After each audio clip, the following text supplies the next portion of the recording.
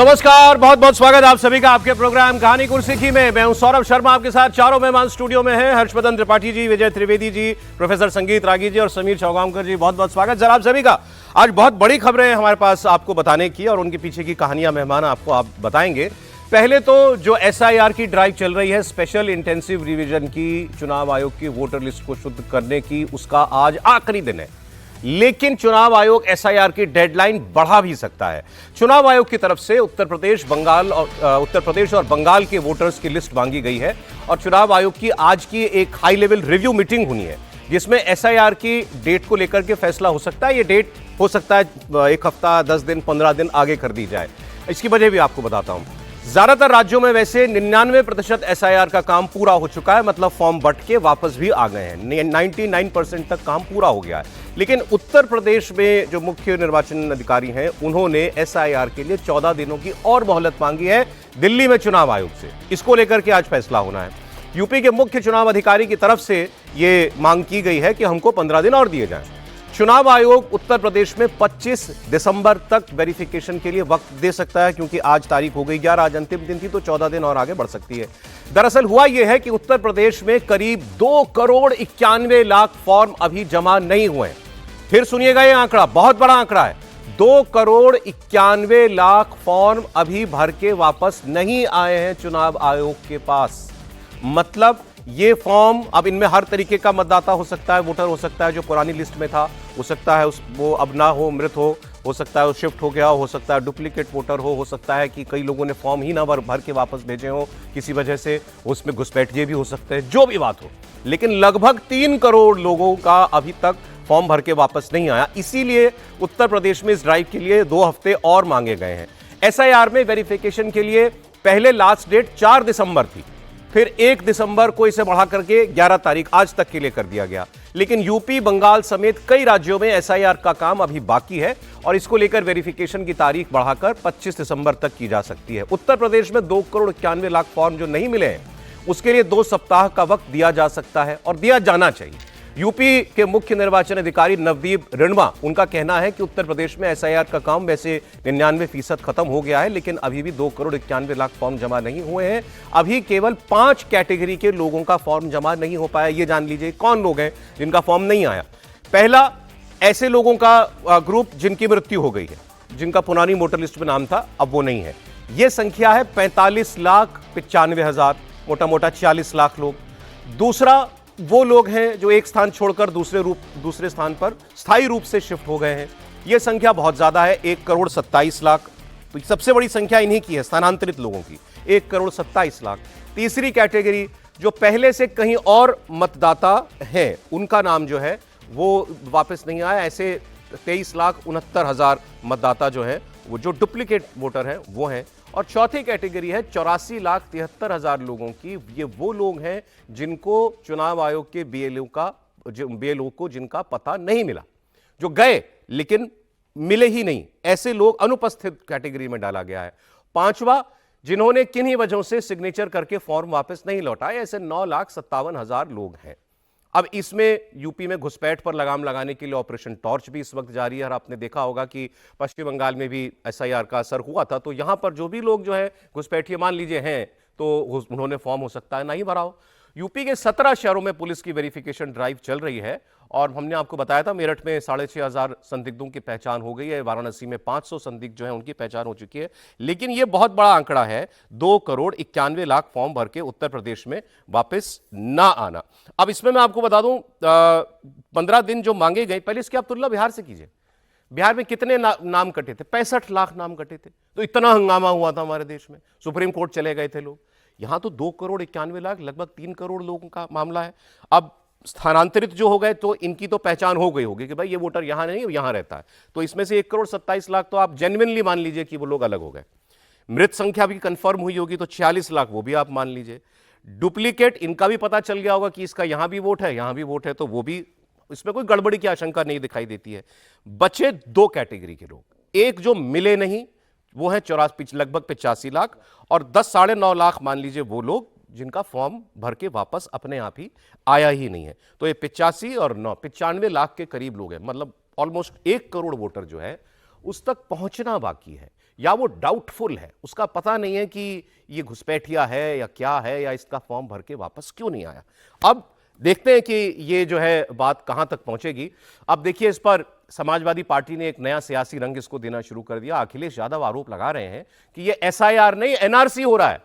पहले वोट काटेंगे, फिर राशन कार्ड लेंगे और आखिर में आपका आरक्षण भी ले लेंगे। घुसपैठियों और बांग्लादेशियों पर कार्रवाई की कोई घुसपैठी नहीं है। अगर घुसपैठी है तो उन्हें सरकार को इस्तीफा दे देना चाहिए। अगर घुसपैठी 11 साल के बाद ढूंढ रहे हो आप, तभी मैंने कहा ये SIR नहीं है NRC है। SIR के बहाने NRC कर रहे हैं।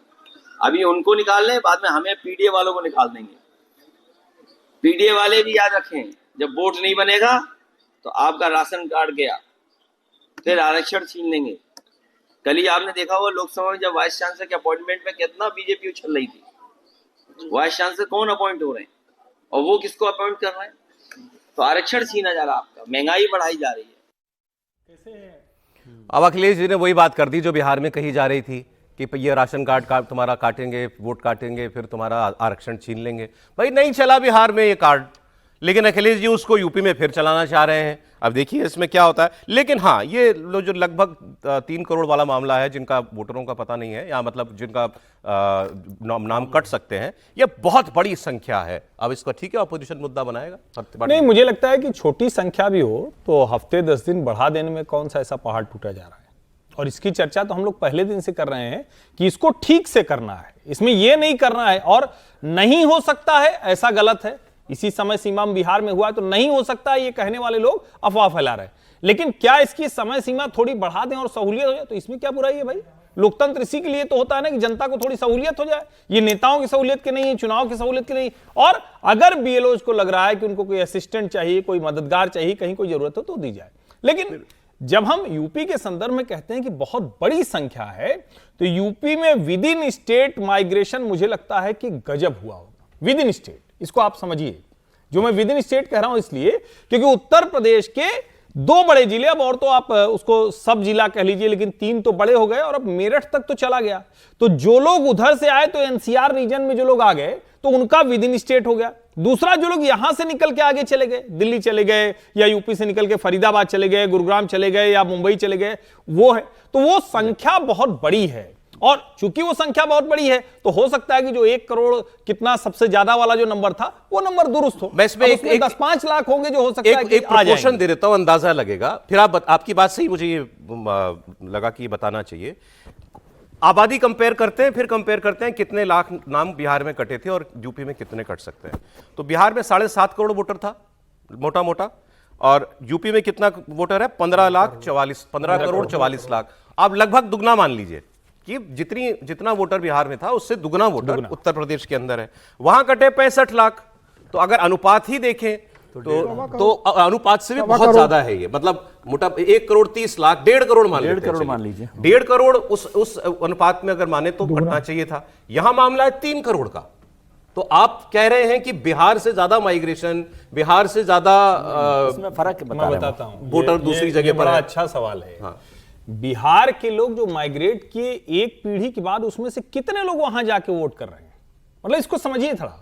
उत्तर प्रदेश के लोग अभी फिर भी रीच में हैं, और मैं ये जानकारी के आधार पर कह सकता हूं कि ज्यादातर लोग जो बिहार में भी कुछ संख्या है उनकी जिसकी वजह से नंबर कम हुआ, वरना जो एक बार चला गया वो वोट करने नहीं आता है, लेकिन लिस्ट से नाम नहीं कटता है। अगर कोई इरादतन नहीं कटवाए तो लिस्ट से नाम नहीं कटता है, वो चलता चला जाता है। उत्तर प्रदेश में ऐसे लोगों की संख्या बहुत ज्यादा है। और जैसे उदाहरण के लिए मैं बताऊं आपको, बड़ा ये रोचक है कि बिहार से माइग्रेट होकर वो पहले कुशीनगर और देवरिया और गोरखपुर भी आ जाता है, फिर वो बनारस भी आ जाता है। लेकिन यूपी में जब कोई माइग्रेट करता है तो या तो नोएडा, गाजियाबाद, ग्रेटर नोएडा आता है, या फिर दिल्ली, मुंबई कहीं और चला जाता है। जैसे ये जो 85 लाख कह रहे हैं अनुपस्थित, इसका मतलब ये अपने पते पर नहीं है। बिल्कुल। तो ये चला गया है, शिफ्ट हो गया, चला गया। बिल्कुल ठीक बात है। और मुझे लगता है समय और दीजिए, नोटिफिकेशन निकालिए, और जितना ज्यादा जो कहते हैं ना कि टेक्नोलॉजी के तौर पर जो उसका इस्तेमाल करना वो भी इसमें शामिल कर लीजिए।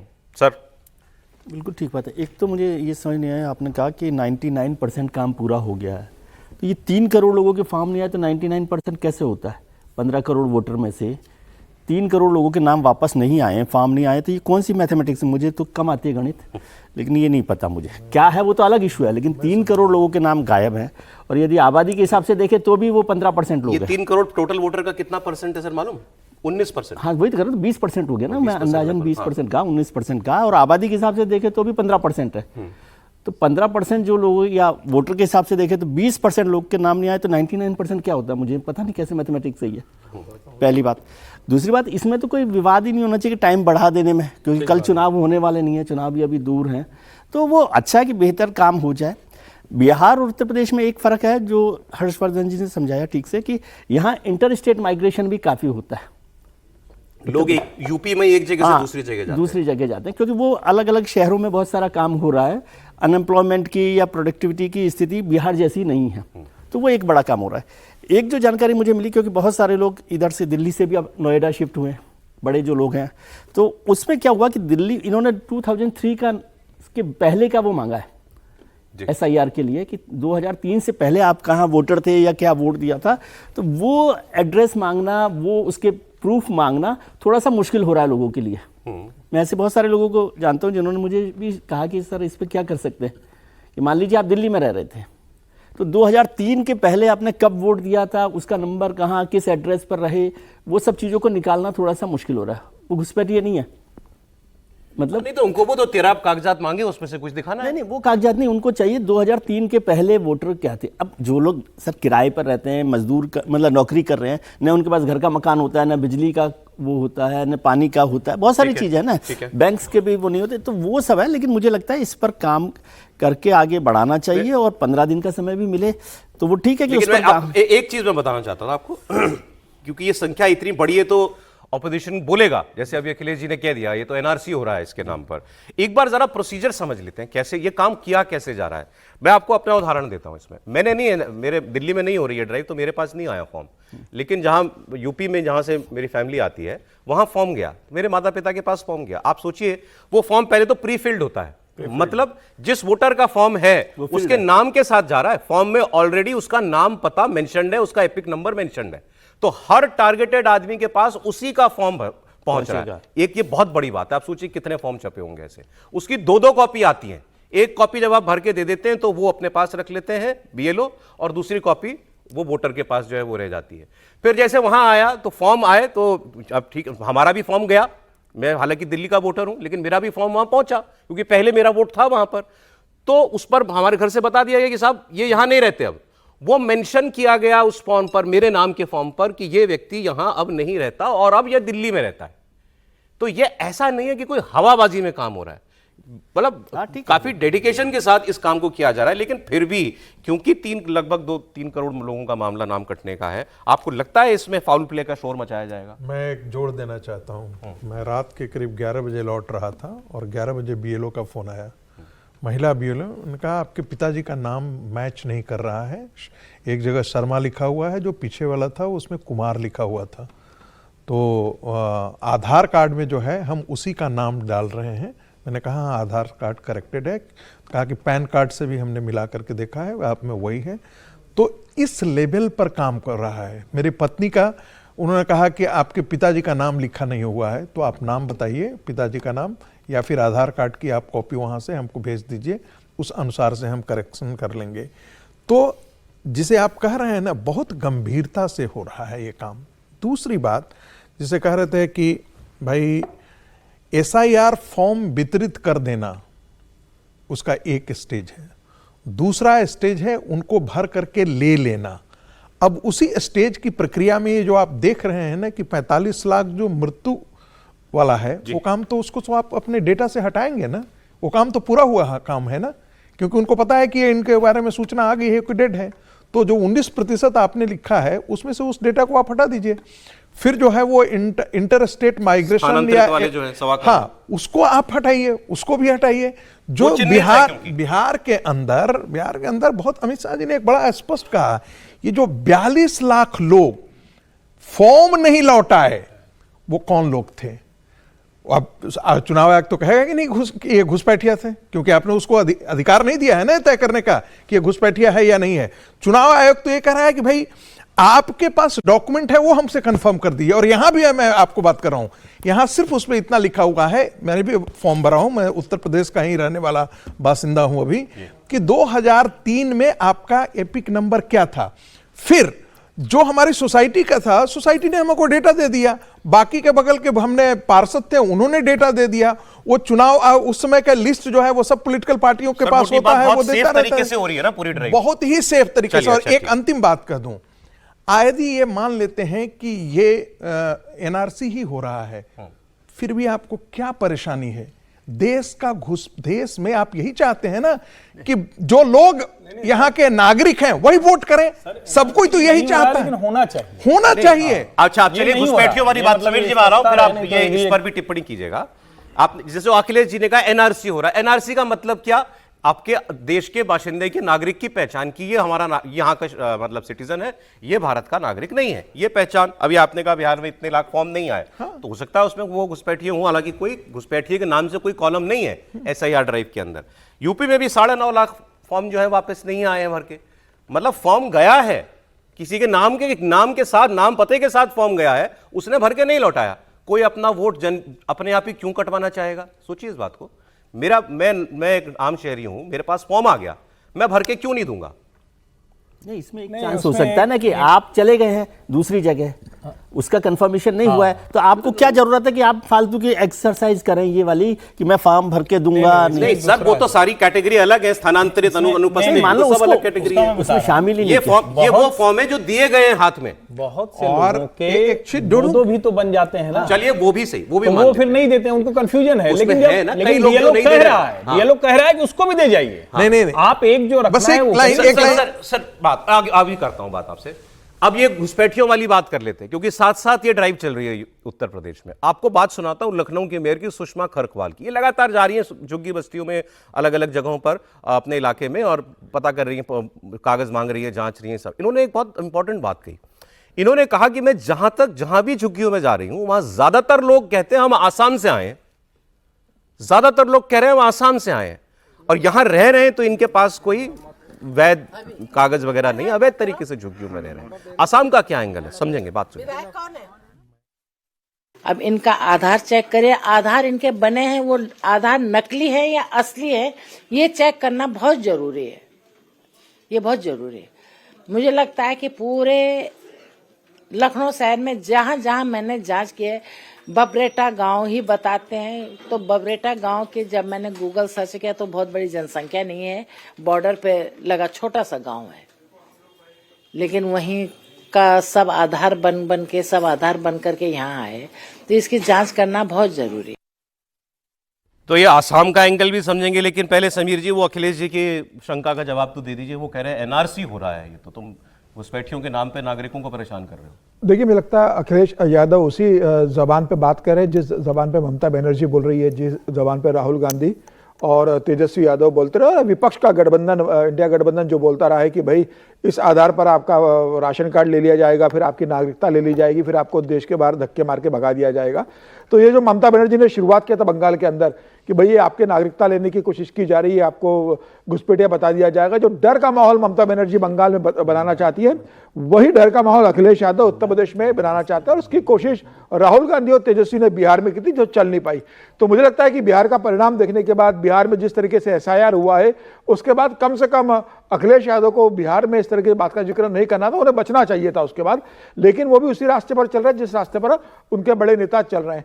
मुझे लगता है कि अब वक्त आ गया कि चुनाव आयोग जो एसआईआर की प्रक्रिया कर रहा है, इसके साथ गृह मंत्रालय को कंधे से कंधा मिलाकर चलना चाहिए। और जो अमित शाह जी ने कहा था कि डिटेक्ट, डिलीट और डिपोर्ट करने का है, तो चुनाव आयोग के साथ अगर गृह मंत्रालय की टीम काम करेगी तो साथ साथ वो सफाई भी होती चली जाएगी। अभी चुनाव आयोग तो सिर्फ वोटिंग का नाम देख रहा है ना इसमें कि कौन वोटर है, नहीं।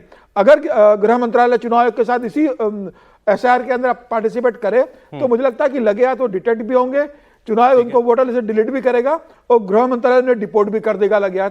तो योगी जी जो इतने सेंटर्स बना रहा है उनकी जरूरत नहीं पड़ेगी, आप साथ साथ काम करते जाओ, एक बार में सफाई हो जाएगी। इतना हंगामा हो गया ना पिछली बार ये सीए एनआरसी के नाम पे, नहीं, विपक्ष हंगामा करेगा, एसआईआर का भी हंगामा बिहार में हुआ था, सब जगह होगा। लेकिन मुझे लगता है कि ये बहुत अच्छी तरह से योगी आदित्यनाथ जिस तरीके से कर रहे हैं, वहां पे आइडेंटिफाइड कर रहे हैं, उनके लिए डिटेक्शन सेंटर बना रहे हैं, तो गृह मंत्रालय हस्तक्षेप करेगा तो एक ही बार में बाहर हो जाएंगे। असम का क्या एंगल है? ज्यादातर लोग मेयर कह रही है असम की मिलते हैं। देखिए मैं 1998 97 से आसाम के अंदर घुसपैठ और बंगाल के अंदर घुसपैठ को लिखते रहा हूं, पढ़ते रहा हूं, रिसर्च करते रहा हूं। बार बार जब ये मुद्दा उठाया गया था कि देखिए जब आप एनआरसी आपने आसाम में किया, वहां पर तो 13 लाख तो हिंदू मिल गए और इतने लाख मुसलमान तो कम ही मिल गए। उसका कारण कोई कभी पता नहीं करने की कोशिश नहीं की। जब एनआरसी जब पहली बार जब जनरल एसके सिन्हा की रिपोर्ट में आई थी तो उसमें कहा गया था कि पूरा का पूरा lower Brahmaputra except for the lower Brahmaputra valley entire Assam looks like Bangladesh. अब जब वहां पर बवाल हुआ है तो वहां से हुआ क्या है कि वहां से जितने बांग्लादेशी पॉकेट्स आए थे वहां पर उन्होंने पूरे देश के अंदर अंदर जो है वो माइग्रेट करना शुरू किया। नतीजा यह है कि वो पश्चिम बंगाल से निकल पश्चिम बंगाल में भी गए, वहां से वो किशनगंज एरिया में भी, बिहार के अंदर भी आए, पश्चिमी उत्तर प्रदेश में भी आए। यदि आप ईस्ट कोस्ट रोड यदि आप तमिलनाडु के अंदर चले जाएंगे तो आपको वहां भी बांग्लादेशी घुसपैठिए मिल जाएंगे। यदि आप महाराष्ट्र के अंदर गए हैं तो वहां भी बांग्लादेशी घुसपैठिए मिल जाएंगे। और ये उस समय भी आपको याद कीजिए जब अटल बिहारी वाजपेयी की सरकार थी और उस समय बांग्लादेशी घुसपैठियों को महाराष्ट्र से निकाले जाने लगा था तो उसमें चंद्रबाबू नायडू आकर के उसकी सुरक्षा में खड़े हो गए थे कि भाई इनको परेशान किया जाता, ट्रेन से उनको माइग्रेट भेजा जा रहा था। तो मैं कह रहा हूं कि आपके दिल्ली में 1997 में अरुण शौरी ने एक पुस्तक लिखी जिसमें उन्होंने बांग्लादेश के सोर्सेज को कहा कि 7 लाख बांग्लादेशी घुसपैठिए दिल्ली एनसीआर में थे। ये 1997 है। आज आप उनकी तादाद आप लगा सकते हैं तो आपको पता होगा कि वो कहां से कहां होंगे। ठीक है, वैसे एक बस क्योंकि हम एसआईआर के कितने वोट कट सकते हैं वो बात कर रहे हैं, तो बंगाल की आबादी है 10 करोड़ और वहां अभी जो रफ एस्टिमेट्स हैं आंकड़ा वोट कटने का 80 लाख से 1 करोड़ के बीच जा सकता है। रफली 9-10% वोट वहां भी कट सकता है। तो ये आप समझ के चले अभी, क्योंकि अभी कुछ 2 हफ्ते में फाइनल डेटा आ जाएगा। आगे बात करते हैं। एक लाइन में समझना चाहता हूँ, एक चीज जो प्रोफेसर साहब ने कहा वो बहुत हद तक सही बात है कि मतलब सब जगह पर असमी के नाम पर या बांग्लादेशी घुसपैठिए देश भर में है, लेकिन क्या कोई मेयर ऑथोरिटी है, ऑथराइज्ड है कि वो आइडेंटिफाई करे लोगों को?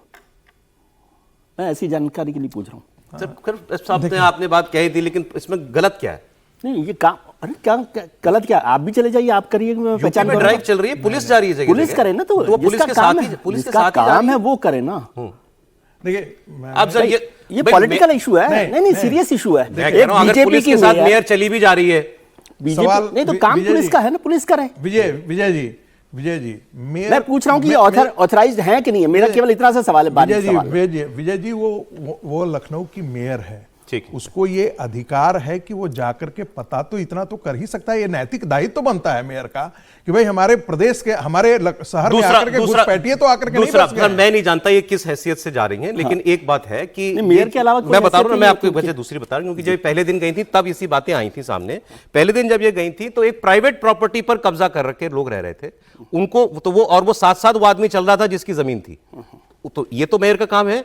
अगर कोई अवैध कब्जा हुआ है की अथॉरिटी अवैध कब्जा, अगर वो अवैध अगर सरकारी जमीन पे रह रहे हैं तो मेयर जाके कह सकती है कि नहीं जा सकती है। सौरभ जी यदि पार्षद और मेयर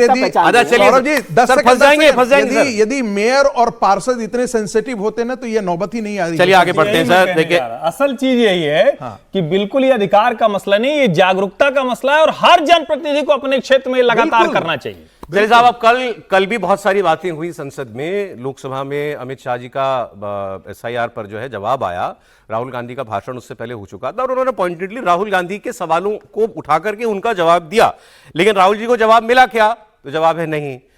नेता प्रतिपक्ष राहुल गांधी ने अमित शाह के स्टेटमेंट्स पर उनके एक शब्द को उन्होंने पकड़ा है। हम बोल सकते हैं क्या सर वो शब्द? अगर बोल ही दीजिए पूरा देश। बड़ी बात नहीं थी। वो बात कर रहे थे कि मैं राहुल गांधी का ट्वीट पढ़ देता हूं सर। मैं क्यों अपने ऊपर लूं।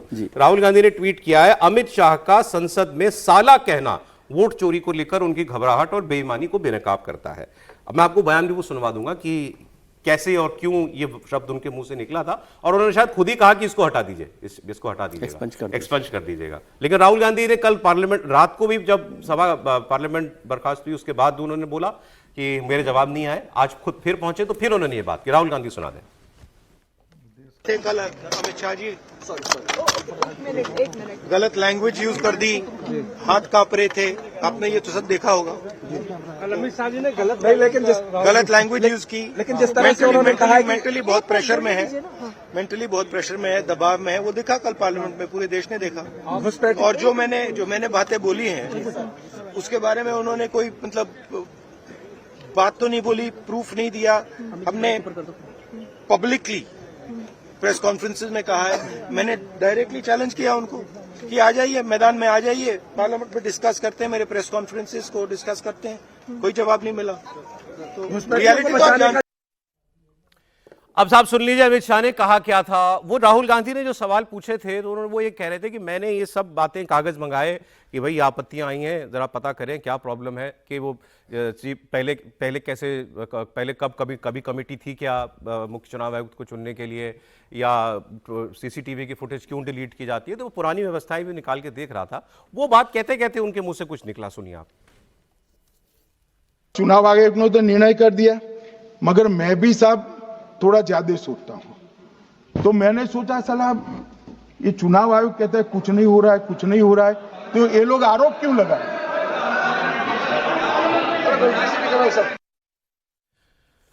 तो ये था वो बयान जिस पर उन्होंने मुद्दा उठाया। लेकिन इससे बड़ी बात यह है कि राहुल गांधी कह रहे हैं कि मुझे गृह मंत्री के भाषण से अपने सवालों के जवाब नहीं मिले, मैंने प्रेस कॉन्फ्रेंस करके जो वोट चोरी के सबूत दिए हैं, मुझसे खुली बहस करें और डायरेक्ट बहस करें अमित शाह। लेकिन कल जब अमित शाह जवाब दे रहे थे तो उसके बाद वॉकआउट क्यों कर दिया कांग्रेस पार्टी ने। वहीं रहते, वो लीडर ऑफ ऑपोजिशन है, उनको तो राइट टू, वो तो कहीं भी इंटरवीन कर सकते हैं ना सर बताएंगे सर। इंटरव्यू किया था, नहीं तो किया भी था, बार बार कर सकते थे। अरे हर 2-2 मिनट पर कल कर भी रहे थे वो। और अमित शाह जी ने कहा कि उनकी नोकझोंक भी हुई, अमित शाह जी ने कहा कि मैं सारे जवाब दूंगा, लेकिन कौन सा जवाब पहले दूंगा ये आपने डिसाइड करेंगे। तो वो तो जवाब दे ही रहे थे। राहुल गांधी कल बैठे रहते, 2 घंटा बैठते सामने अमित शाह के, मजबूर किया जा सकता था सरकार को कि ये इस सवाल पर भी जवाब दीजिए, इस सवाल पर भी जवाब दीजिए। लेकिन कांग्रेस पार्टी काफी थोड़ी देर तो बैठी रही, फिर उन्होंने जो है वहां से वॉकआउट कर दिया। राहुल गांधी ने कल जो अमित शाह जी का भाषण हुआ उस पर उन्होंने कहा कि मेरे सवालों के जवाब नहीं थे और मुझसे खुली डायरेक्ट बहस करें अमित शाह और मेरे सवालों का जवाब दे जो मैंने वोट चोरी के सबूत दिए हैं। वो बयान आपने सुना। फिर एक अमित शाह जी के बयान पर कुछ उनके मुंह से निकल गया था, हम बोलचाल में हम लोगों के मुंह से भी निकल जाता है, उसको उन्होंने संसद में पकड़ लिया कि उन्होंने तो गलत शब्द का इस्तेमाल किया। अब मैं आपको अमित शाह जी का एक बयान सुना देता हूं जिसमें उन्होंने घुसपैठियों की ही बात की थी, और ये बहुत इंपॉर्टेंट इशू है। फिर मैं आपको इसका एक डेटा दूंगा कि घुसपैठिए जो हैं देश में क्यों आते हैं। सब आप घुसपैठियों का सवाल होता है तो सारा ऑपोजिशन कहता है कि ये तो अमित शाह का डिपार्टमेंट है, होम मिनिस्टर का डिपार्टमेंट है, इनके तो सवाल पूछे जाएं तो इनसे पूछे जाएं कि घुसपैठिए 11 साल से क्यों आ रहे हैं हमारे देश के अंदर, या जब से भी वो गृह मंत्री हैं हमसे क्यों सवाल होता है, या ये हम पे तोहमत क्यों कि हम घुसपैठियों का साथ दे रहे हैं। इसका जवाब दिया गया है कल, सुने। मान्यवर, ये कहते हैं कि घुसपैठ हो रही है, भारत सरकार की जिम्मेदारी नहीं है। मान्यवर, मैं आज बताना चाहता हूं, घुसपैठ हो रही है भारत बांग्लादेश की सीमा से। वहां पर कुल 2216 किलोमीटर बॉर्डर है, इसमें से 1653 किलोमीटर बॉर्डर बन चुकी है और 563 कहां बाकी रही है मान्यवर मालूम है? केवल और केवल एक राज्य बंगाल। आसाम का पूरा हो गया, मेघालय का पूरा हो गया, त्रिपुरा का पूरा हो गया, जम्मू कश्मीर का पूरा हो गया, पंजाब का पूरा हो गया, राजस्थान का पूरा हो गया, गुजरात का पूरा हो गया, खाली बंगाल का बाकी रखा है। और मैं आज कहना चाहता हूं टीएमसी के लोगों को भी, ये राहुल जी के साथ में रहकर घुसपैठिया बचाओ यात्रा बिहार में निकली, साफ हो गए। आप भी घुसपैठियों को बचाओगे तो वहां भारतीय जनता पार्टी का विजय तय। और ममता जी कहती हैं कि मैं किसी को बांग्लादेश नहीं जाने दूंगी। उनका कहना यह है कि मैं भारतीय लोगों को बांग्लादेशी ये लोग बता देंगे तो उसको मैं जाने नहीं दूंगी, उसको मैं, कोई हमारा नागरिक नहीं जाएगा। लेकिन ये डेटा देखिए ना, जो डेटा बता रहा है आप सर, एक सेकंड, एक बचाव कर रही है ममता बनर्जी। क्या ममता बनर्जी का तो बचाव, गलत बचाव कर रही है। मैं किसी बांग्लादेशी को नहीं जाने दूंगा। नहीं, उन्होंने कहा कि हम किसी को भी यहां पश्चिम बंगाल से नहीं जाने देंगे। इसका मतलब है कि वो नहीं चाहती हैं कि घुसपैठिया वहां से जाए। ये आप उनका बचाव कर रहे हैं। बचाव नहीं कर रहा सर, मैं तो कह रहा हूँ कोई चीफ मिनिस्टर ये कैसे कह सकता है कि ये इलीगली बांग्लादेशी मेरी स्टेट में रह रहा है, लेकिन फिर भी मैं इसको नहीं जाने दूंगी। तो सौरभ जी इतनी ही बात कह देते ना कि भाई जो यहाँ से इलीगल है सिर्फ वही जाएगा, बाकी जो बंगाल के देश का नागरिक है वो नहीं जाएगा। मुझे जो समझ में आ रहा है कि आप भी वही कह रहे हैं कि चीफ मिनिस्टर होते हुए कैसे वो कह सकते हैं। मैं ये नहीं, आप ये कह सकते हैं कि मैं अभी भी इतना विश्वास रख रहा हूं कि ममता जी ने ऐसा नहीं कहा होगा कि मैं किसी घुसपैठिए को भी नहीं जाने दूंगी। ऐसा कैसे कह सकती है वो? तो ये मैं और आप सेम पेज पे हैं सर। इतना दर्द नहीं होता ममता बनर्जी जी को। अच्छा देखिए साहब, ये जो है आंकड़ा कुछ दिया उन्होंने, गृह मंत्री ने कल पश्चिम बंगाल बांग्लादेश पार्लियामेंट की वो प्रोसीडिंग्स देख रहा है, उसमें साला शब्द के लिए उनका नॉट रिकॉर्डेड, मतलब एक्सपेंस कर दिया गया। एक्सपेंस कर दिया गया। वो तो मैं उसका अब आपने बोल दिया, वो उसी समय हो गया। नहीं, मैं ये शब्द को जिस तरह से लिया गया है, ये देखिए पश्चिम बंगाल और बांग्लादेश के बॉर्डर है 2216 किलोमीटर का, फेंसिंग हो चुकी है 1647 फेंसिंग। सर ये बात नहीं पूरी हो पाएगी। साला जो है ना ब्यूरोक्रेटिक मॉडल को भी कहा जाता है। टोटल 2216 किलोमीटर में से 570 किलोमीटर फेंसिंग बांग्लादेश में होना बाकी है। इसमें से 112 किलोमीटर की फेंसिंग मुमकिन नहीं है, ज्योग्राफी की वजह से वहां फेंस लगी नहीं सकती है। तो बाकी बचे कितना, 456 किलोमीटर पर फेंसिंग की कोशिशें हो रही हैं। 456 किलोमीटर बहुत लंबा स्ट्रेच होता है। अब इसमें से 78 किलोमीटर फेंसिंग के लिए एजेंसी को दे दिया गया है। अब कितना बचा साहब, 378 किलोमीटर जिस पर काम भी नहीं हो रहा। काम नहीं हो रहा, फेंस लग सकती है, क्यों नहीं हो रहा? अब ये इंपॉर्टेंट है। इसमें से 378 पर फेंसिंग का काम क्यों नहीं हो रहा? 149 किलोमीटर का एरिया राज्य सरकार द्वारा जमीन अधिग्रहण किया जाना बाकी है। जमीनी एक्वायर नहीं की है स्टेट गवर्नमेंट ने, 15 साल से मुख्यमंत्री है ममता बनर्जी। 31 किलोमीटर की जमीन लेने के लिए स्टेट कैबिनेट की मंजूरी नहीं हुई है। 181 किलोमीटर की जमीन का भुगतान हो गया है, राज्य सरकार ने जमीन हैंडओवर नहीं की है फेंस लगाने के लिए। और 7 किलोमीटर जमीन की वैल्यूएशन नहीं की है अभी तक राज्य सरकार ने। और 10 किलोमीटर जमीन की कीमत केंद्र सरकार की होम मिनिस्ट्री की तरफ से अदा नहीं की गई है। आप बता दीजिए इसमें कौन जिम्मेदार है और क्यों नहीं ये काम हो रहा? फिर कह रहा हूं, ये वो जगह है जिस पर फेंस लग सकती है, कोई ज्योग्राफी आड़े नहीं आती। आप जमीन एक्वायर नहीं करेंगे, आप कैबिनेट से मंजूरी नहीं देंगे, आप हैंडओवर नहीं करेंगे, जो जमीन आपने एक्वायर कर लिया वो आप हैंडओवर नहीं कर रहे हो जिस भी एजेंसी को ये काम करना है। तो ये है नेशनल सिक्योरिटी की बात। फिर इसमें इफ एंड बट क्यों? इसमें ये 10 किलोमीटर जो केंद्र सरकार ने पैसा नहीं दिया है उनसे भी पूछते हैं, आपने क्यों 10 किलोमीटर का पैसा रोक के रखा हुआ है, आप उसका पैसा भी दीजिए। लेकिन फिर इसमें बहानेबाजी ना हो, ये फैक्ट्स आपको पता होने चाहिए थे। आगे चलते हैं, अगली खबर मैं आपको बता रहा था, ये अमित शाह जी के कल के भाषण की मोदी जी ने तारीफ की, क्योंकि इसमें उन्होंने ऑपोजिशन के सारे सवालों का जवाब दिया और ये भी बताया कि एसआईआर क्यों जरूरी है। और प्रधानमंत्री ने उनके भाषण की तारीफ की, ट्वीट किया उन्होंने, एक्स पर लिखा है उन्होंने कि गृह मंत्री अमित शाह ने चुनावी प्रक्रिया को लेकर जो ठोस तथ्य सदन के सामने रखे वो बहुत शानदार थे। प्रधानमंत्री ने आगे लिखा कि उन्होंने लोकतंत्र की शक्ति को उजागर किया और विपक्ष के झूठ का पर्दाफाश किया। प्रधानमंत्री को तो चलिए भाषण अच्छा ही लगा होगा, राहुल जी को नहीं लगा, प्रियंका जी को कैसा लगा ये भी सुन लीजिए। प्रियंका गांधी, 1.5 घंटे के लिए सिर्फ इन्होंने सफाई ही दी है कि इन्होंने वोट चोरी नहीं की। आप बताइए सफाई कौन देता है इतनी लंबी? जी उन्होंने ये बोला कि आप लोगों ने मांगा लोकसभा में, कोई निर्दोष, जब निर्दोष होता है तो कोई इतनी लंबी सफाई देता है? आप जवाब मांग रहे हो, वो जवाब दे रहे हैं, मतलब सफाई कह लीजिए, चलिए वो सफाई दे रहे थे और नहीं देते तो आप कह देंगे जवाब नहीं दे रहे, जवाब दिया तो कह रहे चोर चोर चोर, देखो सफाई दे रहा है। त्रिपाठी जी, नहीं, मुझे तो बड़ा आश्चर्य सचमुच अब हो रहा है कि क्या राहुल गांधी अब कांग्रेस का मजाक बनाने पे लग गए हैं क्या? अब अगर न मजाक बनाने पे लगे होते तो जिस तरह से इतनी मारामारी करके वो पिछली बार भी बक्सा वक्सा बनवाए थे एसआईआर वाला, इस बार भी बनवाए थे, खड़गे जी सहित सारे नेता उसमें शामिल थे सदन के बाहर। और जब यानी जितनी देर इन्होंने सदन के बाहर प्रदर्शन किया उतने देर भी सदन के भीतर चर्चा में टिक नहीं पाए, एक जो मूल बात। दूसरा, अमित शाह का कल का भाषण तो सबको बार बार सुनना चाहिए, जिसकी राजनीति में थोड़ी रुचि है, जिसको इस देश की जो समस्याएं हैं उन मुद्दों पर थोड़ा ठीक से समझना है, जिसको हम कहते हैं कि क्लासरूम जैसा समझना है, तो कॉपी पेन लेकर बैठ जाइए। मुझे अमित शाह के भाषण में हर उस सवाल का जवाब मिला जो विपक्ष लगातार कर रहा है। अब आप कहें कि कुछ ऐसे सवाल थे जो वो क्यों नहीं देता, हां या ना में जवाब नहीं दे, जैसे उदाहरण के लिए कि 45 दिन बाद सीसीटीवी की फुटेज क्यों डिलीट हो जाएगी, हां या ना। तो अब हाँ या ना में नहीं, लेकिन बहुत विस्तार से उसका भी जवाब उन्होंने दिया और वो भी जवाब काफी हद तक ठीक लगता। अब मूल जो बात है, जो अमित शाह ने कहा, मुझे लगता है कि वो वाला बयान सबको सुनना चाहिए। सौरभ जी, सोनिया जी, इंदिरा जी और नेहरू जी तक पर अमित शाह ने आरोप लगाए, राहुल कांग्रेस नहीं भागी।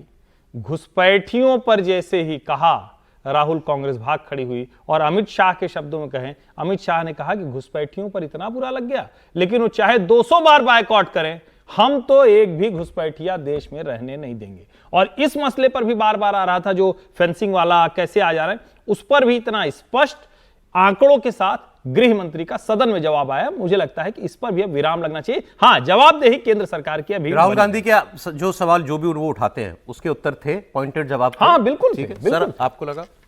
देखिए, अमित शाह जी को यदि भाषण देखें तो वो बहुत तथ्यात्मक तरीके से भाषण देते हैं, और वो जितनी बात पॉइंट वाइज करते हैं वो आमतौर पे नेता नहीं करते। लेकिन जरूरी नहीं है कि वो सारे सवालों के जवाब मिले ही हो 100% जो राहुल गांधी जी उठा रहे हैं। एक तो मुझे लगा कि राहुल जी वैसे प्रधानमंत्री जी और अमित शाह जी दोनों से संसद में सीनियर हैं जी, दोनों नेताओं से 21 साल से है ना।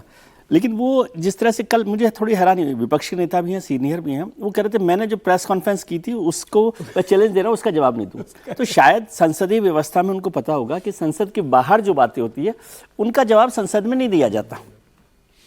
समझ गए?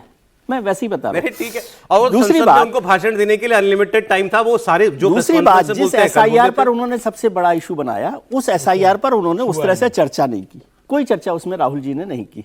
वो भी एक हैरानी की बात थी।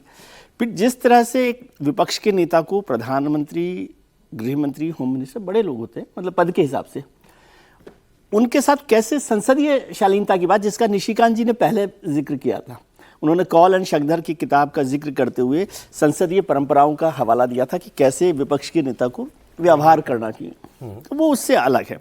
और ये तो हमेशा होता है कि विपक्ष, इसको कोई बहुत सीरियसली नहीं लेना चाहिए। विपक्ष के नेता अगर कहें कि भाई प्रधान होम मिनिस्टर ने या सरकार ने जवाब नहीं दिया, तो ऐसे ही तो सब लोग बोलते ही हैं। सरकार भी समझती है कि जिन बातों का जवाब देना चाहिए वो दे देती है, जिन बातों को छोड़ना चाहिए उसके लिए वो ऐसे इश्यूज उठाती है जिससे हल्ला हो जाए, वॉकआउट हो जाए, कुछ भी हो जाए। सोनिया गांधी, नेहरू जी और इंदिरा गांधी, वो सब इशू है। मोटी बात, राहुल जी मौका चूके।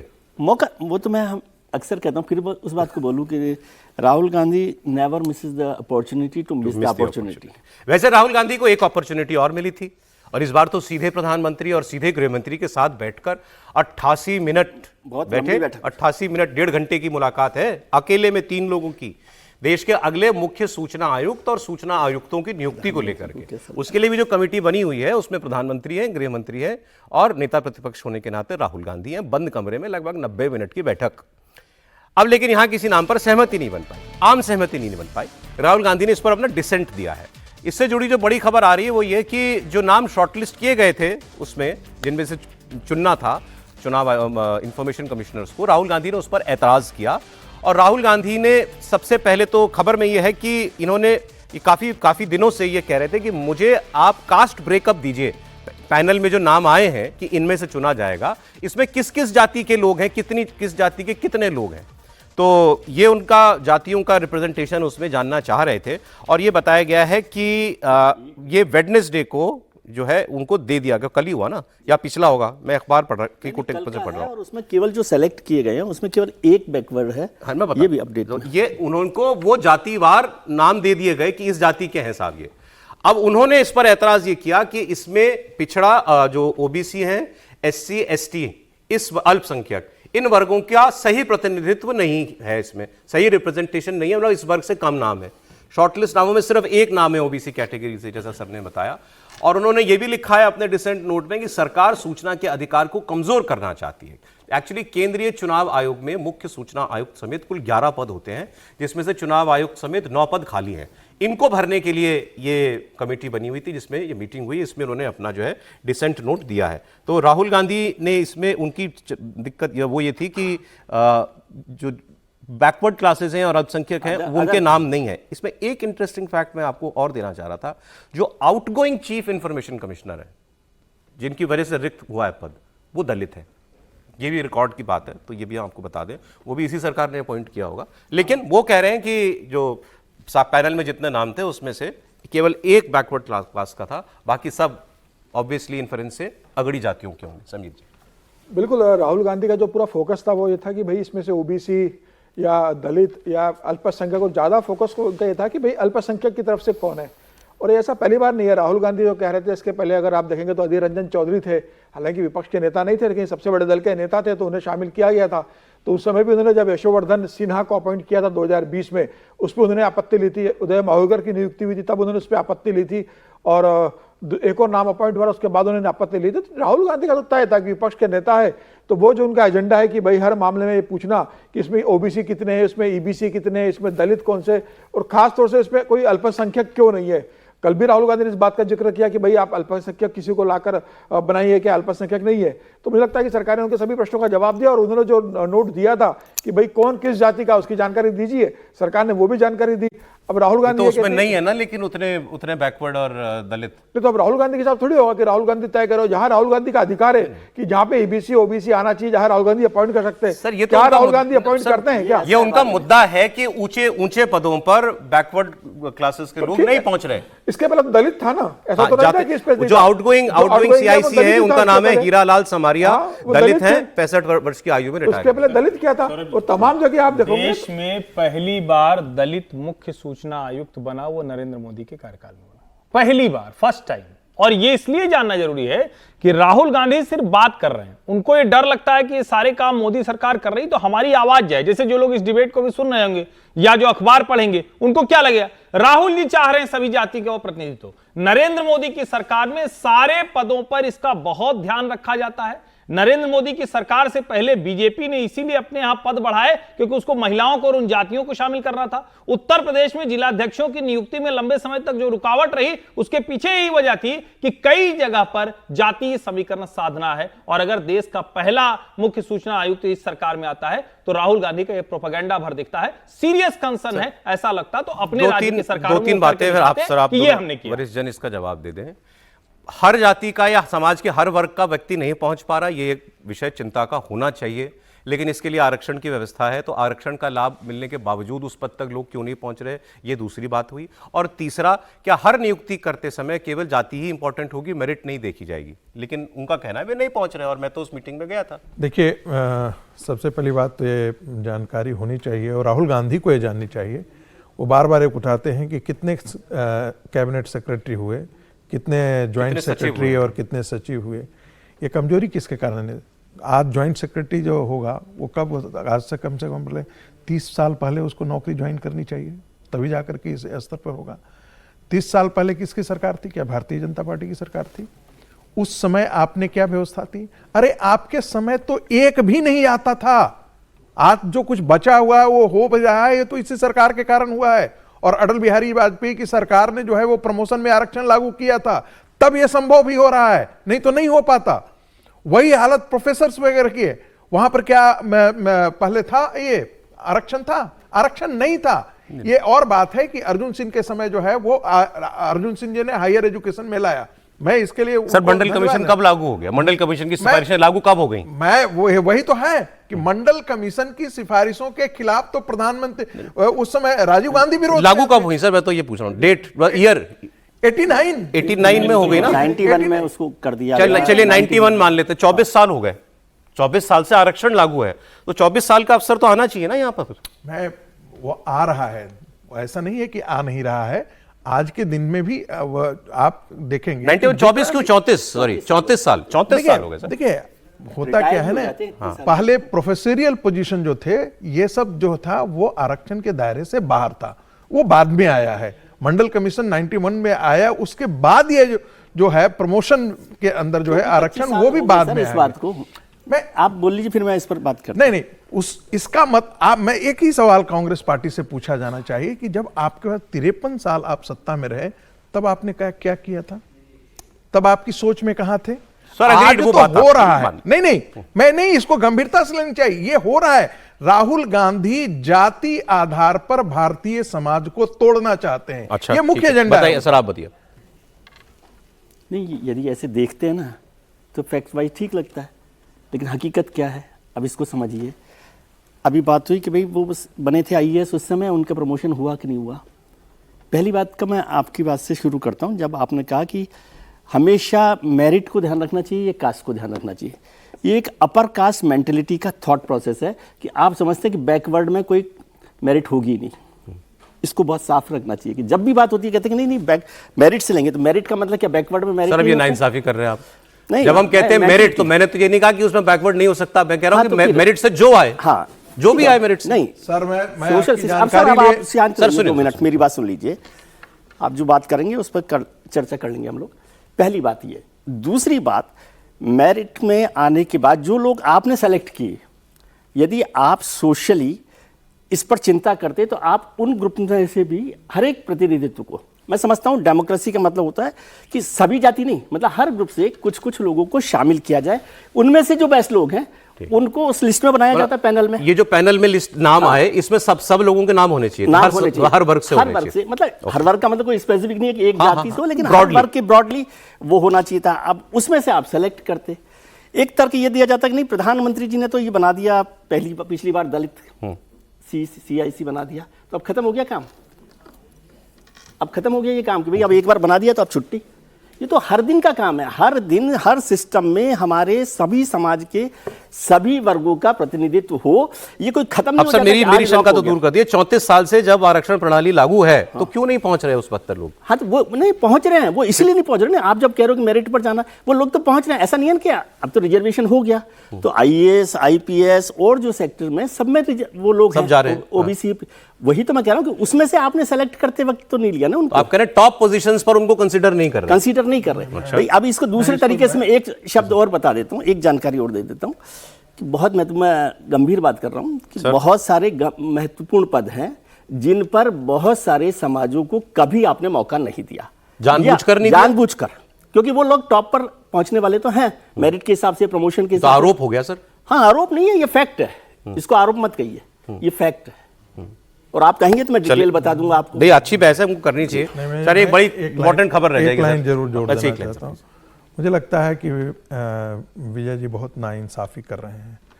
आपको आरक्षण का लाभ जो है वो OBC को मिल रहा है, SC को मिल रहा है, ST को भी मिल रहा है, और आप उनकी rank wise merit list order एक बार पढ़ लीजिएगा, तब आपको पता लगेगा कि कितने अंतर के बावजूद ये व्यवस्था की जा रही है। जो मैं ये नहीं कह रहा हूं, ये अच्छा हो रहा है समाज के लिए। दूसरी बात मैं आपको ये भी एक बता देना चाहता हूं कि OBC यदि जनरल कैटेगरी में आ जा रहा है तो जनरल कैटेगरी के सीट से उसको फिलअप किया जाता है। SC और ST कैटेगरी जो मेरिट लिस्ट में चला आता है वो जनरल कैटेगरी में, वो जनरल कैटेगरी में आना जाता है। ठीक है सर। इसके बावजूद भी उसको उनको अलग से एक दायरा आरक्षण का दिया जाता है। ये सच्चाई है आज की। अच्छी बहस हो गई। आगे एक मजेदार खबर है। महाराष्ट्र के पूर्व मुख्यमंत्री और NCP शरद पवार गुट के अध्यक्ष शरद पवार जी के 85वें जन्मदिन से पहले एक डिनर पार्टी दी गई दिल्ली में। देश के कई दिग्गज जाने माने नेता, कारोबारी पहुंचे। राहुल गांधी भी थे, प्रियंका गांधी भी थी, रेवंत रेड्डी दिखाई दे रहे हैं आपको, पवन खेड़ा जी थे कांग्रेस के नेता। लेकिन सबसे ज्यादा चर्चा थी एक व्यक्ति की, वो थे गौतम अडानी। गौतम अडानी की मौजूदगी को लेकर इस वक्त सारे राजनीतिक गलियारों में शोर हो रहा है कि ये मीटिंग हुई और शरद जी के साथ उनके जन्मदिन के मौके पर पार्टी में वो थे, और इसमें प्रियंका जी और राहुल जी भी आए। और प्रियंका राहुल जी तो उनके लिए तो अडानी का नाम जैसे बैल के सामने लाल रंग दिखा देना, ऐसा है। लेकिन इस पार्टी में वो, अब मुझे ये नहीं मालूम कि एक वक्त पर वो वहां पर थे, उनका आमना सामना हुआ कि नहीं हुआ, वो सर बताएंगे। नहीं हुआ, वो नहीं थे। पहले आके निकल गए, गौतम अडानी जी आए थे, पहले निकल गए, राहुल गांधी बाद में पहुंचे, और शायद राहुल गांधी को पता था वो वहां पर आने वाले हैं और उन्हें बता दिया गया था कि वो वहां पर आएंगे। शरद पवार ने उन्हें इन्फॉर्म किया था कि वो वहां पर आने वाले हैं, तो राहुल गांधी देर से पहुंचे। यह भी निश्चित हो गया कि वहां से गौतम अडानी जी चले गए। उनको अवॉइड किया कि मैं उनके हाँ, मतलब राहुल गांधी ने दोनों ने अवॉइड किया, गौतम अडानी जी भी अवॉइड किया होगा कि ऐसी स्थिति में, कि वहां सारे पॉलिटिकल लीडर्स थे और कोई ऐसी स्थिति ना हो, तो शायद मुझे लगता है कि उन्होंने भी इस बात से बचने की कोशिश की होगी और वो पहले आकर चले गए थे। बाद में राहुल गांधी वहां पहुंचे, और राहुल वैसे तो शरद पवार का बर्थडे 12 तारीख को आता है, कल है 12 दिसंबर को, लेकिन चूंकि कल क्या है, फ्राइडे है, कल सेशन के बाद सब निकल जाते हैं जल्दी जल्दी अपने इसमें, तो कल उन्होंने घर पे पार्टी रखी थी और बॉम्बे में भी इनके जन्मदिन की पार्टी है। तो राहुल जी ने शरद पवार से कहा होगा कि आपने ये क्रोनी कैपिटलिस्ट को क्यों बुलाया, ये चोरी से देश की सरकार चलाता है, ये तो कहना चाहिए था उनको। कैसी बात कर रहे हैं, मतलब वो जानते हैं कि उनकी भी सरकार वैसे ही चल रही है। अगर क्रोनिक कैपिटलिज्म से चल रही है, अगर उद्योगपतियों से चल रही है, तो क्या अंबानी अडानी के पैसे उनकी राज्य सरकारों में नहीं लगे हुए हैं? और क्या अंबानी अडानी से मिलने का, मैं फिर कह रहा हूं, ये राहुल गांधी इस देश को बहुत बड़े भ्रम में रखते हैं। फोन कर लिया, अच्छा आए कि नहीं, अडानी जी निकल गए, अच्छा तब हम आते हैं। क्या है भाई, आप एक तरफ सदन से वॉकआउट कर दे रहे हो इतने गंभीर मुद्दे पर, गृहमंत्री बोल रहे हैं, और दूसरी तरफ आपको उस पार्टी में जरूर जाना है और यह तय करना है कि बस अडानी से आपका सामने कोई फोटो ना आ जाए। तो जब नरेंद्र मोदी प्रधानमंत्री बने थे तो उनका एक भाषण है, उसको बार बार सुना जाना चाहिए। उन्होंने कहा मैं उद्योगपतियों से पर्दे के पीछे नहीं मिलता हूं, सामने मिलता हूं। तो उनकी सबके साथ फोटो मिलेगी, मतलब जितने लोग हैं सबके साथ फोटो मिलेगी। राहुल जी की फोटो अब नहीं मिलती है, तो क्या ये लोग मिलते नहीं है क्या? तो फिर पता चलता है जितनी सरकारें हैं सबसे पहले, और ये बुरा नहीं है, मतलब ये गलत नहीं है, लेकिन वो अवॉइड करते हैं। वो अंबानी परिवार की शादी में भी नहीं गए थे, वो इसीलिए करते हैं ना कि उनके ऊपर कोई ठप्पा न लगे, मतलब जबकि घर जाके इनवाइट किया था। मन में चोर है ना, समझिए इसको। तो अंबानी जी को बढ़ाया किसने था? कांग्रेस की सरकार। प्रोफेसर लोग सर इतना पीछे चले जाते हैं कि बात में। नहीं, आप ये देखिए, मैं ये मानता हूं, मैं एक लाइन बोल देना चाहता हूं, मैं ये मानता हूं कि देश के उद्योगपतियों का इस देश के विकास में जितना बड़ा कंट्रीब्यूशन है उसका रत्ती भर भी गांधी परिवार का। सर अब आप अगली दो खबर तो खासकर बहुत गौर से देखिएगा, बाकी सारी खबरें आगे बहुत इंटरेस्टिंग है। लेकिन भारत और अमेरिका का सौदा क्यों नहीं हो रहा? ट्रेड डील हमारी क्यों नहीं हो रही? ट्रंप की वजह से नहीं हो रही या हमारी वजह से नहीं हो रही?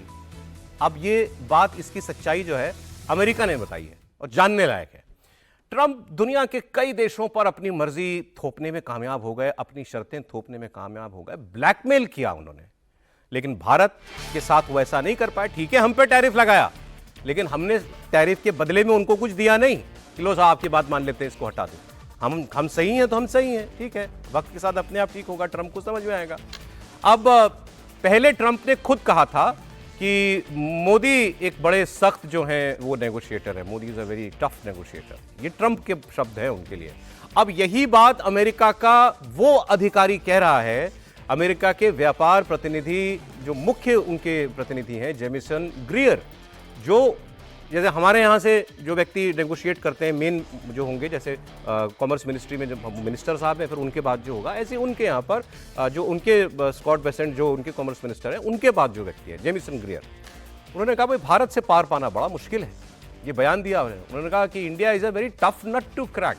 ये बयान अर्थव्यवस्था पर अमेरिकी सेनेट सब कमेटी के सामने जब उनकी हियरिंग हो रही थी वहां उन्होंने दिया। उनसे पूछा गया कि आपकी डील क्यों नहीं हो रही भारत के साथ, तो उन्होंने कहा आपने भी कहा, उनको सामने जो बैठे थे उनको कहा, देखिए आपने भी पहले कहा और मैं उस बात को दोहराता हूं, India is a very tough nut to crack. Bharat के साथ ट्रेड डील फाइनल करने के लिए अमेरिकी टीम इस वक्त दिल्ली में भी मौजूद है। यह भी उन्होंने कहा कि जब मैं आपके सामने हूं तो हमारी टीम दिल्ली में है, लेकिन भारत के साथ अपनी शर्तें मनवाना बहुत मुश्किल काम है। तो अब वो क्या कह रहे थे, और उसमें उन्होंने ये भी बताया कि भारत हमारी कौन सी मांगे मानने को तैयार नहीं है। सुनिए आप। Trump's policies towards India can only be described as cutting our nose to spite our face, and this is doing real and lasting damage to the strategic trust. तो वो बयान, ये अगली खबर का बयान है जो मैं इस वक्त आपको दिखा रहा था। वो बयान हम लोग अभी लगा रहे हो, मैं आपको बस 10 सेकंड में दिखाता हूं, लेकिन त्रिपाठी जी तब तक जरा, India is a very tough nut to crack, देखिए रहे हैं उनके ट्रेड रिप्रेजेंटेटिव। सिर्फ इतना ही नहीं है, उस प्रतिनिधि मंडल ने कम से कम 3 बार राष्ट्रपति ट्रंप को ये कहा है, जो वहां खबरें छप रही कि हमें जितनी बेस्ट डील मिलनी थी वो हम ले चुके हैं। हमें वहां जो एग्रीकल्चर के मोर्चे पर जितना हम पा सकते थे वो पा चुके हैं। इसके आगे हमें नरेंद्र मोदी की सरकार से कुछ मिलने वाला नहीं है। बार बार ये कहा जा रहा है कि इस ट्रेड डील का नुकसान भारत को हो रहा है, ऐसा परसेप्शन है, लेकिन जो अमेरिकी नेगोशिएटर्स हैं वो कह रहे हैं कि अब इसका नुकसान हमारे ग्राहकों के बाद हमारे उद्योगों पर पड़ने लगा, और इसीलिए वो सेनेट के सामने एक तरह से गुहार लगा रहे हैं कि अब इसको मंजूरी दीजिए और ट्रेड डील किसी भी तरह से हो जाए। वो टफ नट टू क्रैक एक तरह से भारत के बारे में वो हम कह के हम थोड़ा दूसरी तरह से खुश हो सकते हैं, लेकिन सच जो है वो और ज्यादा खुश होने वाला है कि अमेरिका इस जगह पर पहुंच गया है जहां उसके कारोबारी, उसके ग्राहक, उसकी इकोनॉमी को हमारे साथ ट्रेड डील न करना भारी पड़ने लगा है। उसमें 2 बातें स्पेसिफिकली कही उन्होंने कि इंडिया इज वेरी रेजिस्टेंट, मैं शब्द हो सकता है दूसरा बोल रहा हूं, वो आप भी बयान सुनाऊंगा तो आप, लेकिन भारत को 2 चीजों पर हम नहीं मना पा रहे हैं। एक, कुछ क्रॉप्स, हमारी कुछ फसलें वो वहां पर हमें एक्सपोर्ट करने देने के लिए नहीं मान रहा है। दूसरा, सर्टन मीट प्रोडक्ट्स, वो मीट प्रोडक्ट्स भी हम उसके लेने के लिए और डेयरी प्रोडक्ट्स लेने के लिए तैयार नहीं है। यही तो भारत ने कहा, बार बार कहा कि भाई हम अपने किसानों के अधिकारों की सुरक्षा करेंगे, उनके साथ हम कोई गलत काम नहीं होने देंगे कि भारत विदेशी उत्पाद, अमेरिकी उत्पाद जो है, खाद्य उत्पाद इतना हम अपने यहाँ ले लें कि हमारा जो किसान जो उगा रहा है, जो बना रहा है, वो परेशानी में आ जाए। तो ये तो बड़ी साफ साफ बात उन्होंने खुल के कह दी। ये इंडिया की जो पॉलिसी है, स्टेटेड पॉलिसी, उसी को अमेरिका ने बताया। बिल्कुल, और ये बात पहले भी हो रही है क्योंकि इतने समय से ये जो टैरिफ डील है वो टल रही है या सुलझ नहीं पा रही। उसकी वजह ये है कि ट्रंप साहब अपने किसानों की चिंता कर रहे हैं, वहाँ पर बात कर रहे हैं कि भाई उनके किसानों की जो प्रोडक्ट्स हैं वो बाहर जाए, कैसे करें, और भारत उस पर बिल्कुल अड़ा हुआ है। इसको दोनों तरीके से समझिए। आपने कल परसों हमने वो भी बयान लगाया था जब ट्रंप जो है उद्योगपतियों के साथ बैठे हुए थे और उसने राइस की बात की थी, इंडस्ट्री की तरफ से कि भाई राइस का किस तरह से भारत डंप कर रहा है, वो सारी बात। तो भारत की तरफ से, सरकार की तरफ से, और समझिए इसको प्रधानमंत्री की तरफ से भी देना चाहिए, क्रेडिट उनको भी देना चाहिए प्रधानमंत्री को, क्योंकि उन्होंने तय किया कि भाई किसानों को लेकर भारत जो है किसी तरह का समझौता नहीं करेगा। एक्चुअली बेसिक बात ये है, इसको पॉलिटिकल समझना चाहिए। इंडस्ट्री की बात तो सब कर रहे हैं कि कितना % होगा, नहीं होगा, लेकिन भारत के किसानों को लेकर उनके हितों का नुकसान नहीं हो।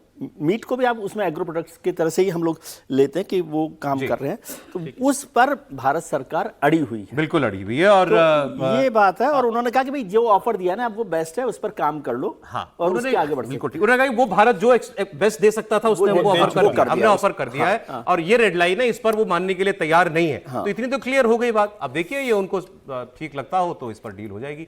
मैं वो बयान अभी आ रहा, तब तक आपको दूसरा स्टेटमेंट सुनाता हूं।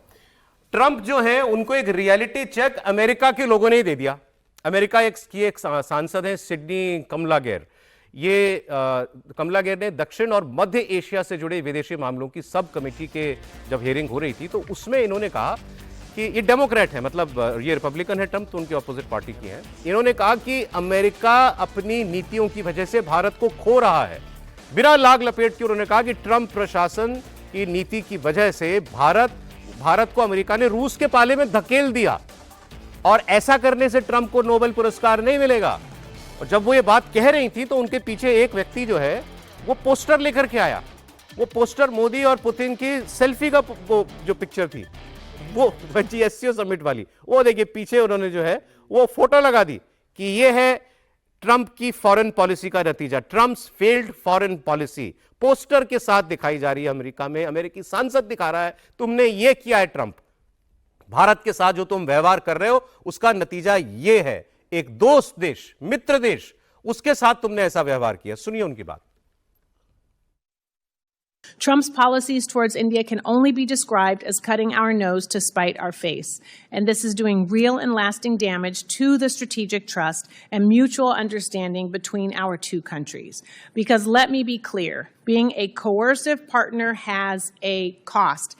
And this poster is worth 1,000 words. You do not get a Nobel Peace Prize by driving U.S. strategic partners into the arms of our adversaries. We must move with incredible urgency to mitigate the damage that this administration has done to the U.S.-India partnership and return to the cooperation that is essential to U.S. prosperity, security, and global leadership.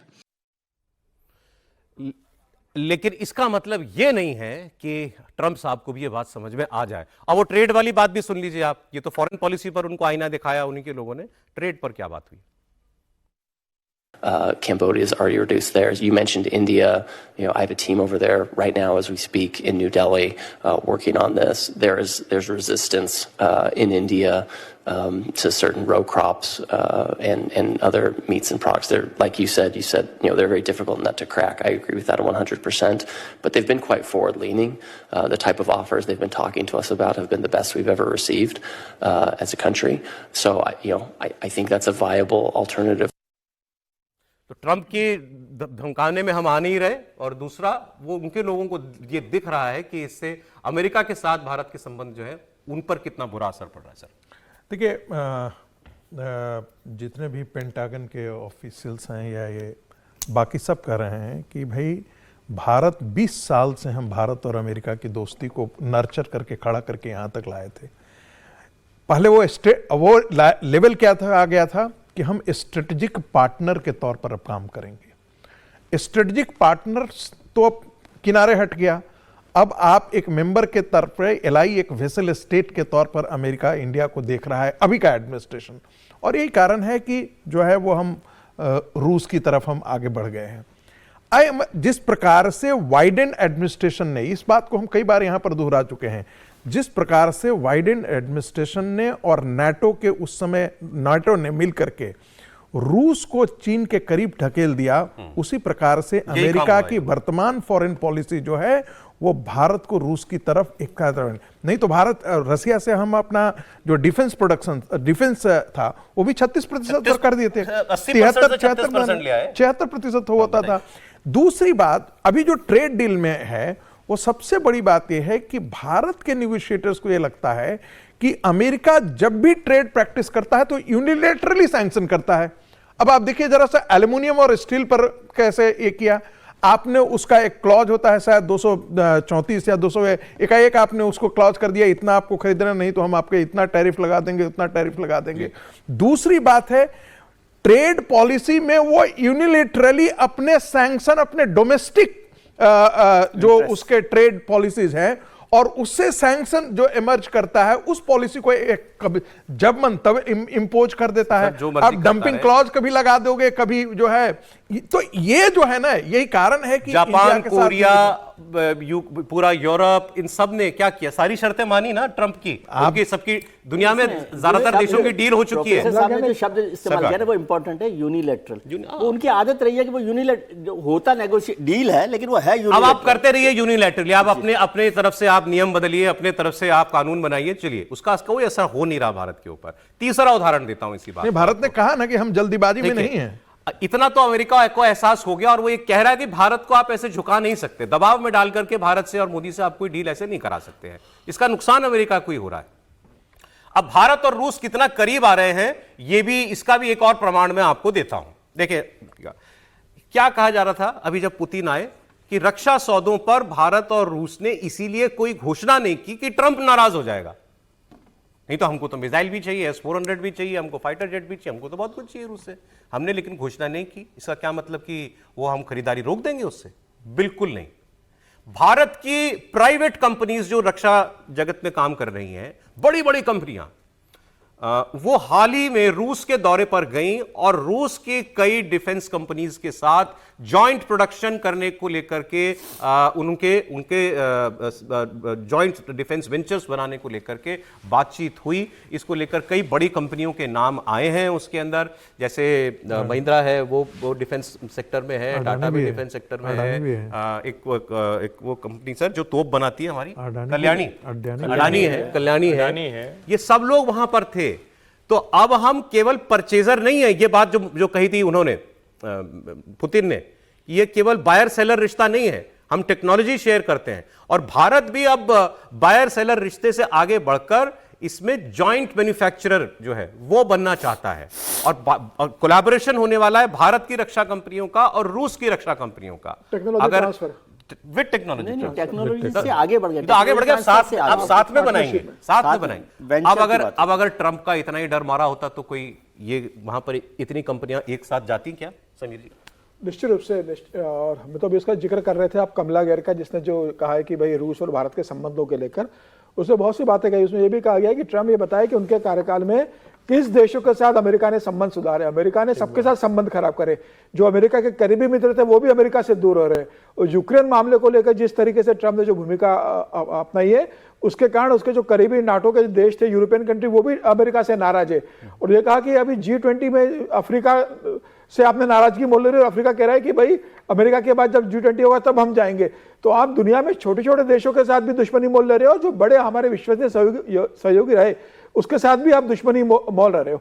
और रूस के साथ और भारत की जहां तक की बात है कि 2 दिन जब पुतिन भारत आए थे 4 और 5 दिसंबर को, और उसके बाद जब 5 तारीख को उनकी हैदराबाद हाउस में प्रधानमंत्री के साथ बैठक हुई, उसके पहले जिस तरीके से भारत के तमाम शीर्ष उद्योगपतियों का एक प्रतिनिधिमंडल रूस गया था और जिस तरीके से डिफेंस के अंदर टेक्नोलॉजी ट्रांसफर के साथ साथ मैन्युफैक्चरिंग जॉइंटली करने का इंडिया के अंदर जो प्लान हुआ है कि मेक इन इंडिया का जो प्लान है, तो बड़े बड़े अब जो हथियार है वो भारत के अंदर बनेंगे। वो कैसे बनेंगे, भारत की कंपनी उसमें कैसे पार्टिसिपेट करेगी, उनका क्या रोल होगा, वो टेक्नोलॉजी कैसे ट्रांसफर होगी और भविष्य में भारत खुद उनको बनाने की स्थिति में कैसे पहुंचेगा।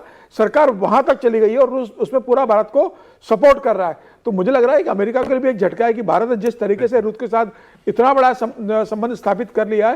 हालांकि ठीक है, रूस हमारा हमेशा से एक नैसर्गिक सहयोगी रहा है, लेकिन अमेरिका ने जिस बहुत बड़े सहयोग की तरफ बढ़ गए। बिल्कुल, लेकिन अब जिस तरीके से अमेरिका का जो व्यवहार है कि आपने बिल्कुल टैक्स अनावश्यक थोप दिया, जिस तरीके से ट्रंप के बयान आए, भारत ने अब रूस के साथ जिस तरीके से दोस्ती प्रगाढ़ कर ली है, अमेरिका के लिए मुझे लगता है एक चिंता अब ट्रंप क्या कर रहे हैं वो भी आपको बता देता हूं। मुंह मांगे कीमत दो और अमेरिका की नागरिकता लो। ट्रंप ने अपने देश में एक नई नीति लागू की है, इसका नाम है गोल्ड कार्ड। गोल्ड कार्ड आज से वहां लागू हो गया। मतलब कोई भी विदेशी व्यक्ति, नॉन अमेरिकन आदमी $10 लाख देकर के अमेरिका की नागरिकता ले सकता है। अगर कोई कंपनी किसी व्यक्ति को, प्रोफेशनल को काम के लिए उसको नागरिकता दिलाना चाहती है, रेजिडेंसी दिलाना चाहती है, तो वो $20 लाख दे दे। और भाई भारत में विजय जी बहुत बड़े आदमी हमारे साथ, चलिए अमेरिका में काम करेंगे, $20 लाख देगा इनके लिए कोई कंपनी देगी और इनको अपने साथ ली जाएगी। और ट्रंप ने इसमें भारत का भी नाम लिया और उन्होंने कहा कि भारत, चीन, फ्रांस, उनके शब्द तीन ही इस्तेमाल किए देशों के, कि इनके बच्चे जो हैं छात्र, अब ये अमेरिकी यूनिवर्सिटी से डिग्री लेने के बाद वापस लौटने को मजबूर नहीं होंगे। क्यों? क्योंकि आप डिग्री लीजिए, आपको वहां की कोई बड़ी कंपनी नौकरी देती है, आपके बदले पैसा दे, आप रहो, काम करो, आप सिटीजन बन जाओ अमेरिका के। Very excitingly for me and for the country, we've just launched the Trump Gold Card. It was about 30 minutes from now. The site goes up and all funds go to the United States government. It could be a tremendous amount of money. It'll also be able to have people like this keep, as an example, just one example, there are a lot of examples, people just buying them. It's somewhat like a green card, but with big advantages over a green card. And companies are going to be able to go to the Wharton School of Finance, the Stern Business School, Harvard, MIT, wherever you may get your students, any school, and you're able to buy a card and keep that person in the United States. तो ये है साहब gold card scheme. और एक इन्होंने अभी post भी किया था, मैं वो ढूंढ रहा हूँ, बड़ा मजेदार पोस्ट किया है इन्होंने सोशल मीडिया पर। अभी ये सर बोलने लगे मतलब अमेरिका दिख गया, पैसा दो और नागरिकता मैंने कहा नहीं, बहुत अच्छा हुआ ना, ट्रंप ने अमेरिका की बोली लगा दी है, ठीक है। अब जिसको भी खरीदना है अमेरिका का वो खरीद लेगा। बड़े बड़े बिजनेसमैन हैं, 200, ऐसा तो है नहीं, भारत के अंदर एक से एक अरबपति हैं जो 200 क्या 2000 लोगों का जो है वो नागरिकता का पैसा पे कर सकते हैं, एक महीना में इतना पे कर सकते हैं। इसका मतलब दूसरा सर, इसका मतलब ये है कि ट्रंप साहब पर डोमेस्टिक प्रेशर बहुत ज्यादा है। मैं इसको जिक्र करना चाहता था। इसका मतलब कि इतने दिनों के अंदर ट्रंप को ये रियलाइज हो गया है, डॉक्टर कहां से लाएंगे इतना, कितना कंप्यूटर इंजीनियर लाएंगे। सुनिए तो ये सुनिए, ऐसे जवाब मिल जाएगा आपकी बात का। के साइंटिस्ट कहां से लाएंगे? एक व्यक्ति ने, ट्रंप साहब ने ट्रूथ सोशल पे पोस्ट किया है, तो एक अमेरिकी व्यक्ति ने इनको जवाब देते हुए ये लिखा है कि अगर किसी और ने ऐसा कोई पोस्ट किया होता ना तो यूनिवर्सली एक्नॉलेज कर लिया जाता कि ये आदमी मेंटली अनस्टेबल है। ये मैं नहीं कह रहा हूं, किसी ने उनके पोस्ट पर लिखा है। वो पोस्ट क्या है, मेरा फोन भर गया साहब, बताइए, देखिए इतनी बड़ी स्क्रीन भर गई उनके ट्वीट से। There has never been a president that has worked as hard as me. मेरे जितना काम कोई किसी राष्ट्रपति ने नहीं किया। My hours are longest. मेरे घंटे सबसे ज्यादा होते हैं। And my results are best. मैंने 8 जंगें रुकवाई, लाखों जानें बचाई। ग्रेटेस्ट इकोनॉमी, सुनिए sir, greatest economy in the history of the country, वो मैंने बनाया। मैं बिजनेस वापस लेकर के आया, मिलिट्री को रीबिल्ड किया, सबसे ज्यादा टैक्स कट किया, रेगुलेशन कट किए, और मैंने बॉर्डर पर जो है दीवार बनाई जहां से मेक्सिको से लोग आते हैं। चलिए ये तो सब ठीक है। फिर इसके बाद वो कहते हैं कि मैंने अपने मेडिकल एग्जाम भी करवाए और मेरे मेडिकल एग्जाम में डॉक्टर हैरान है कि आपकी उम्र में कोई आदमी इतना फिट कैसे हो सकता है। फिर उन्होंने एक दूसरी बात कही कि मैंने इसके अलावा कॉग्निटिव एग्जाम भी लिए। कॉग्निटिव एग्जाम हुए मतलब कि ये आदमी मेंटली शार्प है कि नहीं है। बोले और मेरे रिजल्ट देखकर वो हैरान, बोले इतने ज्यादा नंबर तो किसी राष्ट्रपति के आज तक नहीं आए। और ये तो कोई राष्ट्रपति ये टेस्ट जो है वो लेता ही नहीं है। तो उन्होंने ये डिक्लेयर कर दिया कि मैंने तो अमेरिका ग्रेट बना दिया। लोगों ने न्यूयॉर्क में का चुनाव हरा दिया। एक शब्द है हेलुसिनेशंस, मुझे लगता है वही है। दूसरी बात, मुझे तो हैरानी होती है कि कोई सेल्फ ऑब्सेस्ड कोई इतना प्रेसिडेंट अमेरिका का हुआ है क्या? उस पर जवाब मिल गया ना, इस पर अलग से क्या सेल्फ ऑब्सेस्ड है? नहीं, जो दूसरा एक आपने उसके जवाब विजय जी देखा कहने से अमेरिकन का। विजय जी कहना नहीं चाहते हैं, विजय जी बोलना नहीं नहीं, चाहते। आपने विजय जिस जी को गोल्ड कार्ड लेना है। गोल्ड कार्ड नहीं लेना। आप कह रहे हैं कि मैं कह रहा हूँ विजय जी उन्होंने बोलना एक शब्द में ही जवाब दे दिया, जिसने उसको ट्वीट को या पोस्ट को जवाब दिया, वो ठीक है। वो हेलोसिनेशन कह लें, सेल्फ ऑब्सेशन कह लें, कुछ भी कह लें, वो कर रहे हैं। मेरे ख्याल से शायद यही उनकी एनर्जी है एक कि नार्सिसिस्ट, जिसकी वजह से वो एक काम कर नार्सिसिस्ट सर, एक बड़ी खबर आ रही है इस वक्त। बड़ी खबर देखिए, पाकिस्तान से आ रही है। पाकिस्तान के पूर्व आईएसआई चीफ को सजा, Faiz Hamid x ISI chief को 14 साल की सजा दे दी गई है। ये आईएसआई के पूर्व डीजी थे और इनका कोर्ट मार्शल हो गया है राजनीतिक गतिविधियों में शामिल होने की वजह से और ऑफिशियल सीक्रेट्स लीक करने की वजह से इनको 14 साल की सजा हुई। इनको दोषी पाया गया, कोर्ट मार्शल इनका कर दिया गया है। अब ये कौन है मैं आपको बता दूं। फैज हामिद वो व्यक्ति हैं जो इमरान खान जब प्रधानमंत्री थे उस वक्त ये आईएसआई के डीजी थे। आईएसआई का डीजी पाकिस्तान में तीसरा सबसे ताकतवर आदमी होता है। आर्मी चीफ सबसे ताकतवर, उसके बाद प्रधानमंत्री और तीसरा ये, या दूसरा भी कह सकते हैं आप इनको। और जब काबुल में अफगानिस्तान तालिबान, अमेरिका भागा था और तालिबान आया था, ये पहुंचे थे सबसे पहले वहां पर। इन्होंने जाकर के वेलकम किया था तालिबानियों का। इमरान खान चाहते थे कि ये आदमी आगे बढ़े, आर्मी चीफ भी बन जाए। इनकी बड़ी बनती थी इमरान खान से और बन गए आसिम मुनीर। आसिम मुनीर ने सबसे पहले इस आदमी को बाहर किया, इसको जेल डलवाई और अब उसमें जो है वो सजा भी हो गई है और 14 साल की सजा। इससे आगे बस इतना मुझे दिखाई दे रहा है कि इमरान खान का हश्र क्या होना है। अगर आसिम मुनीर अपने एक लेफ्टिनेंट जनरल के साथ ये काम कर सकता है तो त्रिपाठी नहीं, इसको यूं भी देखें कि कल जब हम लोग खबर कुछ समय बाद आपस में बात कर रहे होंगे तो मुनीर के बारे में कैसे बात करेंगे। तो एक तो पहले तो यहां से देखें, इमरान खान के लिए तो देखिए अब डू और डाई की स्थिति है। अगर वो ये सोचेंगे, और मैंने शायद कल ही या परसों कहा था कि ये अडियाला जेल पर जाकर और समय समय पर कुछ प्रदर्शन करके कुछ बात होने वाली तो नहीं होने वाला है। वैसे भी आप जब जेल में इस तरह से रखे हैं तो इमरान खान की स्थिति बहुत अच्छी तो नहीं है, कब और खराब हो जाए उसका भरोसा नहीं है। वहां की आवाम को, इमरान खान के चाहने वालों को, इमरान खान की पार्टी को विद्रोह करना पड़ेगा। इस जो कहते हैं ना कि जो आतंकवादियों के समर्थन से जो एक तरह से कहें कि पूरा सब खत्म कर दिया है पाकिस्तान को, ऐसे लोगों के खिलाफ सड़क पर उतरना पड़ेगा, लंबा आंदोलन देना पड़ेगा। और इसको बार बार कहते हैं ना कि सैक्रिफाइस देना होगा इस मूवमेंट के लिए, उससे कम में बात नहीं होने वाली। उनको समझ में आए तो उनके हिसाब से कहें, आपके लिए, आपके मुल्क में ये जिहाद का समय। अरे मुझे ठीक से याद नहीं आ रहा, क्या आसिम मुनीर डीजी आईएसआई था, उसको हटा के फैज हामिद को इमरान खान ने आईएसआई का चीफ बनाया था?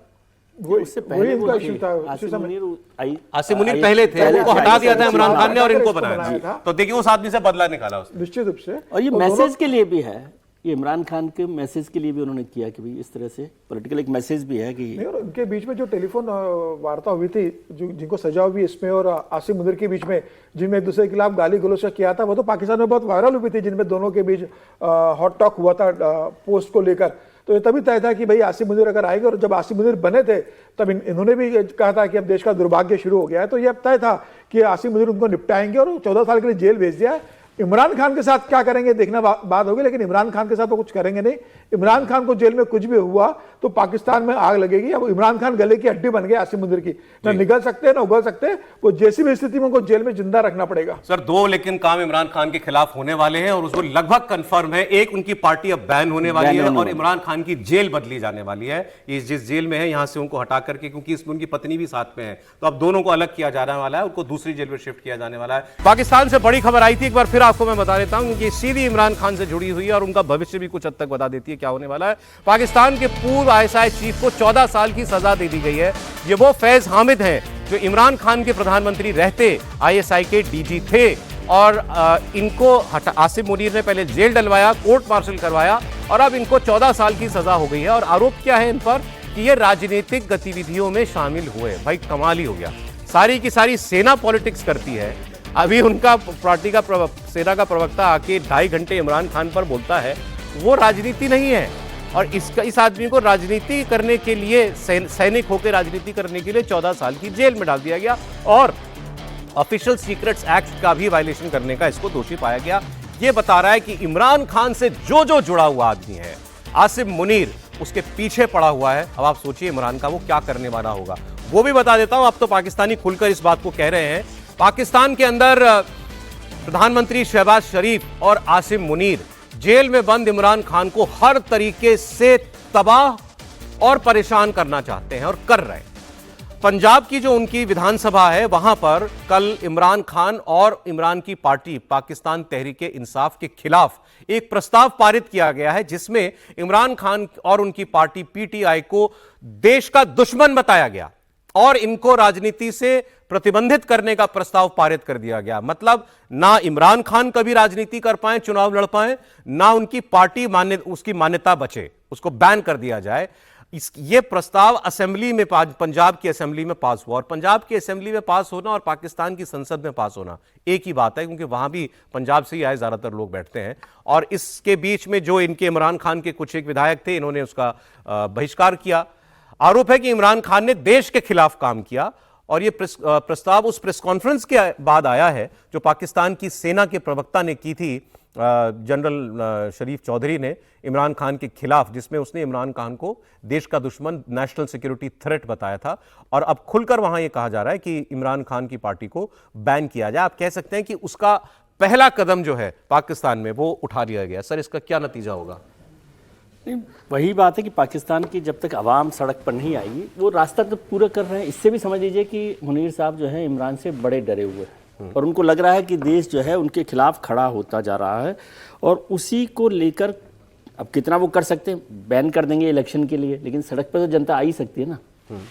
अभी आप बंगाल में, पश्चिम क्या कहते हैं, बांग्लादेश में भी देखिए, बांग्लादेश में भी हो रहा है कि उनकी पार्टी को बैन कर दिया तो क्या हुआ, लोग सड़क पर नहीं आते, सड़क पर आ रहे हैं। लेकिन इसका मैसेज यही है कि आसिम मुनीर बहुत डरे हुए हैं इमरान खान को लेकर कि वो एक पॉलिटिकल, अब तो तय ही लग रहा है ना सर कि इनको प्रतिबंधित कर देंगे वो। उसमें तो कोई ऐसा बड़ा मुश्किल काम नहीं है, वो करेंगे उसको। और ये जो फैज़ हामिद का भी जो जिक्र हो रहा है, मैं अभी उसको भी देख रहा था। फैज़ हामिद का एक और इंटरेस्टिंग है कि वो दोनों लोग साथ साथ रहे एक बार में, फ्रेंड, मतलब एक ही रैंक पर। आसिम मुनीर वो फ्रंटियर फोर्स से थे और वो बलोच से, हामिद जो है, फैज़ हामिद जो है वो बलोच से, तो वहां से भी एक तरह का बलोच को, फ्रंटियर को तो देखेंगे तो वो दोनों ही अलग अलग तरीके से सोचने वाले हैं। तो फैज़ को भी इसी मैसेज के साथ दिया गया कि इमरान खान नेक्स्ट होंगे।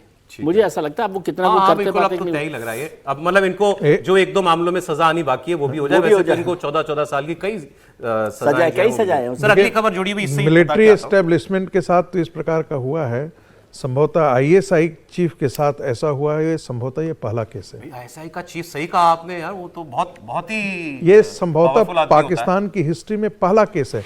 मिलिट्री चीफ वगैरह या जो मिलिट्री डिक्टेटर हुए हैं उनके साथ तो इस प्रकार का ट्रीटमेंट हुआ है, वो तो भाग जाते हैं। हाँ, लेकिन आईएसआई चीफ को हुआ हो ऐसा शायद मुझे नहीं लगता। इससे आपको लगता है पाकिस्तान की सेना में कोई असंतोष हो सकता है कि तुम इतने सीनियर आदमी के साथ ये कर रहे हो? नहीं, इसके बारे में एक और भी है कि पाकिस्तानी मिलिट्री एस्टेब्लिशमेंट जो है वो दो भागों में बटी हुई है। दो भागों में इसलिए बटी हुई है कि एक खेमा जो है वो इमरान खान के साथ खड़ा है, दूसरा मुनीर के साथ खड़ा है। अब मुनीर वाला जो है वो अभी आज के दिन में बहुत ताकतवर है, लेकिन ऐसा भी नहीं है कि इमरान खान के समर्थक लोग जो हैं वो आज के दिन में मिलिट्री एस्टेब्लिशमेंट से कंप्लीटली गायब हुए। इमरान के साथ डायरेक्टली क्या किया जा रहा है वो भी देख लीजिए, तस्वीरें आप देख ही रहे हैं। इमरान की बहनें रोज जाती हैं जेल के बाहर मिलने के लिए कि अब मुलाकात करा दो, लेकिन धरना देकर परेशान हो जाती हैं। और शहबाज सरकार इमरान खान को अब किसी और जेल में ट्रांसफर करने की तैयारी कर रही है। और ये इंपॉर्टेंट इसीलिए है कि ये दोनों पति पत्नी सेम जेल में है, तो इनको अब दूसरी जेल में इमरान खान को डालने का मतलब एक और तरीके से परेशान करना। शहबाज शरीफ के एडवाइजर जो हैं एक इख्तियार अली, इन्होंने खुलकर कहा कि इमरान खान के समर्थकों के धरने की वजह से ये अडियाला जेल के आसपास जो लोग रहते हैं उनकी जिंदगी बेहाल हो गई है, इसलिए इमरान खान को अब हम किसी और जेल में शिफ्ट करेंगे। अडियाला रोड पे बसने वालों के हर हफ्ते आप उनकी जिंदगी जीर्ण बना दें। वहाँ के लोगों को, जो बच्चे स्कूल जाते हैं उनका जाना मुहाल हो जाता है, जिन्होंने वापस आना घर होता है उनकी जिंदगी मुहाल हो जाती है। तो मेरे ख्याल में पाकिस्तान तहरीक इंसाफ इस बात पर मुसिर है, वो चाहती ये है कि यहाँ से ये कैदी नंबर 800 चोर जो है तो इसको किसी दूसरे सूबे की जेल में मुंतकिल कर दिया जाए। तो हुकूमत ने इस पर संजीदगी से गौर शुरू कर दिया है, क्योंकि लोगों की ज़िंदगी को महफूज बनाने के लिए और उनकी ज़िंदगी में रखने डालने से उनको महफूज बनाने के लिए जो भी इकदाम उठाने पड़ेंगे। अब सुना आपने क्या कहा इस आदमी ने, कैदी नंबर 804 को शिफ्ट कर दिया जाए। ये नाम नहीं लेते इमरान खान का, बैन है क्योंकि ऑफिशियल सरकार ने बैन किया हुआ है। पार्लियामेंट में भी आपने देखा होगा, उस दिन भी वो डिबेट में आप वहां आम आदमी इमरान खान का नाम नहीं ले सकता है मीडिया में। ये हालत कर दी गई और ये डर है उस आदमी का। लेकिन ये एक और तरीका, बहाना मिल गया इनको प्रदर्शनों के बहाने कि इमरान को ट्रांसफर करो किसी और। देखिए ये तो लंबे समय से बहुत साफ दिख रहा था। और देखिए वो कैदी नंबर 804 कह रहे हैं तो देश को पता है इसका मतलब क्या हुआ, यानी उनके देश को, पाकिस्तान को। अब सवाल ये है कि क्या ये भी लोगों को पता चलेगा कि कैदी नंबर 804 के साथ जिस तरह की ज्यादती हो रही है, जिस तरह की बर्बरता हो रही है, जिस तरह का टॉर्चर किया जा रहा है, उसका परिणाम भी कुछ देखने को मिलेगा क्या? मुझे लगता है जो पाकिस्तान की पार्टी है पीटीआई, उसके लिए बहुत हाई टाइम है, नहीं तो उन पर प्रतिबंध लगने वाला है। उनका नेता किसी दिन गायब हो जाएगा, उनको पता नहीं लगेगा। और एक बार ऐसा कुछ हुआ तो जो कैडर है, जो उनके समर्थक हैं, जो पिछले कुछ वर्षों से लड़ रहे हैं, वो गायब हो जाएंगे और शायद पाकिस्तान में पूरी तरह से जो ये एक एस्टेब्लिशमेंट और आईएसआई और इसका जो गठजोड़ है वही काम कर रहा होगा। अब पाकिस्तान लेकिन अपने देश में आग लगाने को, पाकिस्तान की सेना और सरकार खुद ही तुली हुई है। अब ये एक और ऐसा काम करने जा रहे हैं जिससे पाकिस्तान में जबरदस्त हंगामा होना तय है।